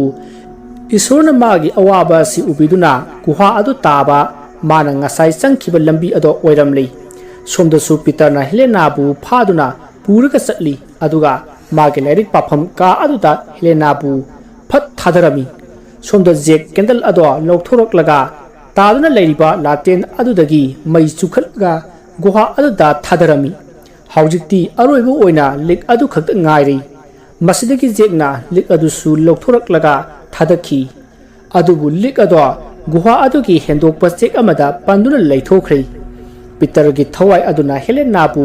ꯂꯛꯅꯕ ꯍꯧꯔꯛꯂꯝꯃꯤ ꯍꯦꯂꯦꯅꯥꯅ ꯇꯧꯔꯤꯕ ꯑꯗꯨꯕꯨ ꯀꯞꯇꯨꯅ ꯈꯥꯡꯂꯤ ꯍꯦꯂꯦꯅꯥꯕꯨ ꯅꯝꯁꯤꯟꯗꯨꯅ ꯄꯤꯇꯔꯅ ꯍꯦꯂꯦꯅꯥꯒꯤ ꯊꯋꯥꯏ ꯑꯗꯨꯕꯨ ꯂꯧꯅꯅꯕ ꯍꯣꯠꯅꯔꯛꯏ ꯁꯣꯝꯗꯅ ꯖꯦꯛ ꯀꯥ ꯑꯗꯨꯗ ꯂꯩꯔꯝꯕ ꯊꯧꯔꯤ ꯑꯃ ꯂꯧꯔꯛꯂꯒ ꯎꯄꯨ ꯑꯃꯒꯤ ꯃꯈꯣꯡꯗ ꯄꯨꯟꯗꯨꯅ ꯒꯨꯍꯥ ꯑꯗꯨꯒꯤ ꯃꯅꯨꯡ ꯇꯝꯅ ꯆꯪꯂꯛꯏ ꯑꯗꯨꯒ ꯂꯤꯛ ꯑꯗꯨꯕꯨ ꯃꯈꯨꯠ ꯑꯗꯨꯅ ꯂꯥꯝꯂꯤ ꯐꯪꯕꯗꯤ ꯉꯝꯈꯤꯗꯦ ꯖꯦꯛ ꯃꯥꯒꯤ ꯂꯩꯖꯕꯤ ꯊꯥꯗꯨꯅ ꯂꯤꯛ ꯑꯗꯨꯕꯨ ꯂꯥꯝꯂꯤ ꯄꯤꯇꯔ ꯇꯥꯗꯨꯅ ꯂꯩꯔꯤꯕ ꯍꯦꯂꯦꯅꯥꯒꯤ ꯃꯊꯛꯇ ꯇꯣꯡꯗꯨꯅ ꯃꯈꯨꯠꯇ ꯊꯥꯡ ꯑꯃ ꯄꯥꯏꯗꯨꯅ ꯍꯦꯂꯦꯅꯥꯕꯨ ꯍꯥꯠꯅꯅꯕ ꯑꯈꯥꯕ ꯃꯤꯅꯨ ꯑꯃꯗ ꯅꯣꯛꯂꯤ ꯁꯣꯝꯗ ꯖꯦꯛꯅ ꯂꯤꯛ ꯑꯗꯨꯕꯨ ꯂꯥꯝꯕꯗ ꯃꯥꯅ ꯊꯧꯔꯤ ꯄꯨꯜꯂꯤꯕ ꯎꯄꯨ ꯑꯗꯨ ꯈꯔ ꯂꯦꯡꯂꯛꯂꯤ ꯑꯁꯨꯝꯅ ꯋꯥꯅ ꯂꯥꯝꯕꯗꯒꯤ ꯐꯪꯂꯤ ꯁꯣꯝꯗꯅ ꯄꯤꯇꯔꯅ ꯊꯥꯡ ꯑꯗꯨ ꯀꯣꯛꯇꯣꯟꯗꯒꯤ ꯍꯥꯏꯊꯔꯛꯄꯗ ꯖꯦꯛꯅ ꯂꯤꯛ ꯑꯗꯨ ꯒꯨꯍꯥꯗ ꯊꯥꯗꯕꯒ ꯃꯄꯥ ꯆꯞ ꯆꯥꯟꯅꯗꯨꯅ ꯄꯤꯇꯔꯗꯣ ꯃꯁꯥ ꯑꯗꯨ ꯃꯩꯅ ꯆꯥꯛꯇꯨꯅ ꯀꯟꯅ ꯂꯥꯎꯗꯨꯅ ꯒꯨꯍꯥ ꯑꯗꯨ ꯇꯝꯅ ꯄꯥꯏꯁꯤꯟꯈꯤꯔꯝꯃꯤ ꯍꯦꯂꯦꯅꯥꯁꯨ ꯍꯧꯒꯠꯂꯛꯂꯒ ꯒꯨꯍꯥ ꯑꯗꯣꯝꯗ ꯆꯪꯂꯛꯏ ꯑꯗꯨꯒ ꯖꯦꯛꯄꯨ ꯀꯧꯔꯛꯏ ꯃꯗꯨꯗ ꯖꯦꯛꯅ ꯍꯦꯂꯦꯟ ꯑꯩ ꯃꯈꯥꯗ ꯂꯩꯌꯦ ꯊꯧꯔꯤꯗꯣ ꯑꯝꯇ ꯆꯤꯡꯈꯠꯂꯛꯑꯣ ꯍꯥꯏꯗꯨꯅ ꯂꯥꯎꯔꯛꯏ ꯍꯦꯂꯦꯅꯥꯁꯨ ꯊꯧꯔꯤ ꯑꯗꯨꯒꯤ ꯃꯅꯥꯛꯇ ꯆꯪꯁꯤꯟꯕꯗ ꯎꯄꯨ ꯑꯗꯨꯒꯤ ꯃꯈꯣꯡ ꯑꯗꯨ ꯇꯦꯛꯇꯨꯅ ꯖꯦꯛ ꯒꯨꯍꯥ ꯃꯅꯨꯡꯗ ꯇꯥꯁꯤꯟꯈꯤꯔꯝꯃꯤ ꯍꯦꯂꯦꯅꯥ ꯀꯟꯅ ꯀꯞꯇꯨꯅ ꯖꯦꯛꯄꯨ ꯀꯧꯖꯩ ꯖꯦꯛꯅ ꯃꯃꯤꯠ ꯐꯠ ꯄꯥꯡꯊꯣꯔꯛꯄꯗ ꯌꯨꯝꯌꯥꯏ ꯑꯗꯨꯗ ꯐꯤ ꯑꯉꯧꯕ ꯑꯃꯅ ꯀꯨꯞꯇꯨꯅ ꯂꯩꯔꯝꯃꯤ ꯑꯗꯨꯕꯨ ꯍꯦꯟꯅ ꯉꯛꯂꯤꯕꯗꯤ ꯑꯍꯜ ꯑꯗꯨꯗꯤ ꯃꯐꯝ ꯑꯗꯨꯗ ꯂꯩꯔꯝꯗ꯭ꯔꯦ ꯃꯗꯨꯗꯒꯤ ꯃꯍꯥꯛ ꯐꯨꯛ ꯍꯧꯒꯠꯇꯨꯅ ꯂꯥꯏꯕ꯭ꯔꯦꯔꯤ ꯂꯩꯐꯝ ꯑꯗꯨꯗ ꯆꯪꯂꯛꯇꯨꯅ ꯑꯀꯣꯏꯕ ꯑꯗꯨ ꯌꯦꯡꯂꯨꯏ ꯍꯧꯖꯤꯛꯇꯤ ꯎꯔꯦ ꯇꯦꯕꯜ ꯑꯃꯒꯤ ꯃꯊꯛꯇ ꯂꯦꯇꯔ ꯑꯃ ꯂꯩꯔꯤꯕꯗꯨ ꯃꯗꯨꯒꯤ ꯃꯅꯥꯛꯇ ꯆꯪꯁꯤꯟꯗꯨꯅ ꯃꯍꯥꯛꯅ ꯌꯦꯡꯂꯨꯕꯗ ꯑꯁꯨꯝꯅ ꯏꯔꯝꯃꯤ ꯊꯦꯡꯛ ꯌꯨ ꯖꯦꯛ ꯑꯗꯨꯒ ꯍꯦꯂꯦꯅꯥꯒꯤ ꯂꯨꯍꯣꯡꯕꯒꯤ ꯐꯣꯇꯣ ꯑꯃꯒꯤ ꯌꯥꯎꯔꯝꯃꯤ ꯖꯦꯛ ꯃꯃꯤꯠꯇꯒꯤ ꯃꯄꯤ ꯇꯥꯅ ꯀꯞꯄꯤ ꯃꯗꯣ ꯅꯨꯡꯉꯥꯏꯇꯕꯒꯤ ꯅꯠꯇꯦ ꯍꯔꯥꯎꯕꯒꯤ ꯑꯄꯦꯟꯕꯒꯤꯅꯤ ꯑꯁꯨꯝꯅ ꯖꯦꯛ ꯃꯥꯅ ꯍꯦꯂꯦꯅꯥꯒꯤ ꯃꯇꯦꯡ ꯄꯥꯡꯕ ꯉꯝꯈꯤꯕ ꯑꯗꯨꯒꯤꯗꯃꯛ ꯍꯔꯥꯎꯖꯈꯤ ꯃꯇꯝ ꯑꯗꯨꯗ ꯈꯪꯂꯤ ꯃꯥꯒꯤ ꯃꯇꯦꯡ ꯄꯥꯡꯂꯤꯕ ꯑꯍꯜ ꯑꯗꯣ ꯑꯇꯩ ꯀꯅꯥꯁꯨ ꯅꯠꯇꯦ ꯃꯃꯥꯡꯊꯛꯇ ꯂꯩꯈꯤꯗ꯭ꯔꯕ ꯌꯨꯝ ꯑꯗꯨꯕꯨ ꯉꯥꯛꯄꯤ ꯁꯦꯟꯕꯤꯔꯝꯕ ꯑꯃꯥꯏꯕ ꯆꯧꯀꯤꯗꯥꯔ ꯑꯃꯅꯤ ꯍꯥꯏꯕ ꯈꯪꯂꯤ ꯃꯍꯥꯛꯀꯤ ꯑꯐꯕ ꯊꯋꯥꯏ ꯑꯗꯨꯅ ꯖꯦꯛꯄꯨ ꯂꯝꯖꯤꯡꯕꯤꯗꯨꯅ ꯍꯦꯂꯦꯅꯥꯒꯤ ꯃꯃꯥꯡꯒꯤ ꯁꯤꯗ꯭ꯔꯤꯉꯩꯒꯤ ꯄꯨꯟꯁꯤ ꯑꯗꯨꯗ ꯄꯨꯗꯨꯅ ꯃꯇꯦꯡ ꯄꯥꯡꯍꯟꯈꯤꯕꯅꯤ ꯍꯥꯏꯕ ꯈꯪꯈꯤ ꯑꯁꯨꯝꯅ ꯖꯦꯛꯅ ꯇꯧꯔꯤꯕ ꯊꯕꯛ ꯑꯗꯨ ꯃꯥꯏ ꯄꯥꯛꯇꯨꯅ ꯃꯍꯥꯛꯁꯨ ꯍꯔꯥꯎ ꯅꯨꯡꯉꯥꯏꯅ ꯌꯨꯝ ꯑꯗꯨꯗ ꯂꯩꯈꯤ ꯋꯥꯔꯤ ꯑꯁꯤ ꯃꯇꯥꯡ ꯑꯁꯤꯗ ꯂꯣꯏꯁꯤꯟꯖꯔꯤ ꯋꯥꯔꯤ ꯑꯁꯤꯗ ꯁꯣꯏꯈꯤꯕ ꯂꯥꯟꯈꯤꯕ ꯋꯥꯍꯩ ꯋꯥꯇꯥ ꯌꯥꯎꯔꯕꯁꯨ ꯃꯌꯥꯝꯅ ꯄꯨꯛꯆꯦꯜ ꯆꯥꯎꯅ ꯉꯥꯛꯄꯤꯒꯅꯤ ꯃꯌꯥꯝꯕꯨ ꯑꯔꯣꯏꯕꯗ ꯑꯃꯨꯛꯀ ꯍꯟꯅ ꯈꯨꯔꯨꯝꯖꯔꯤ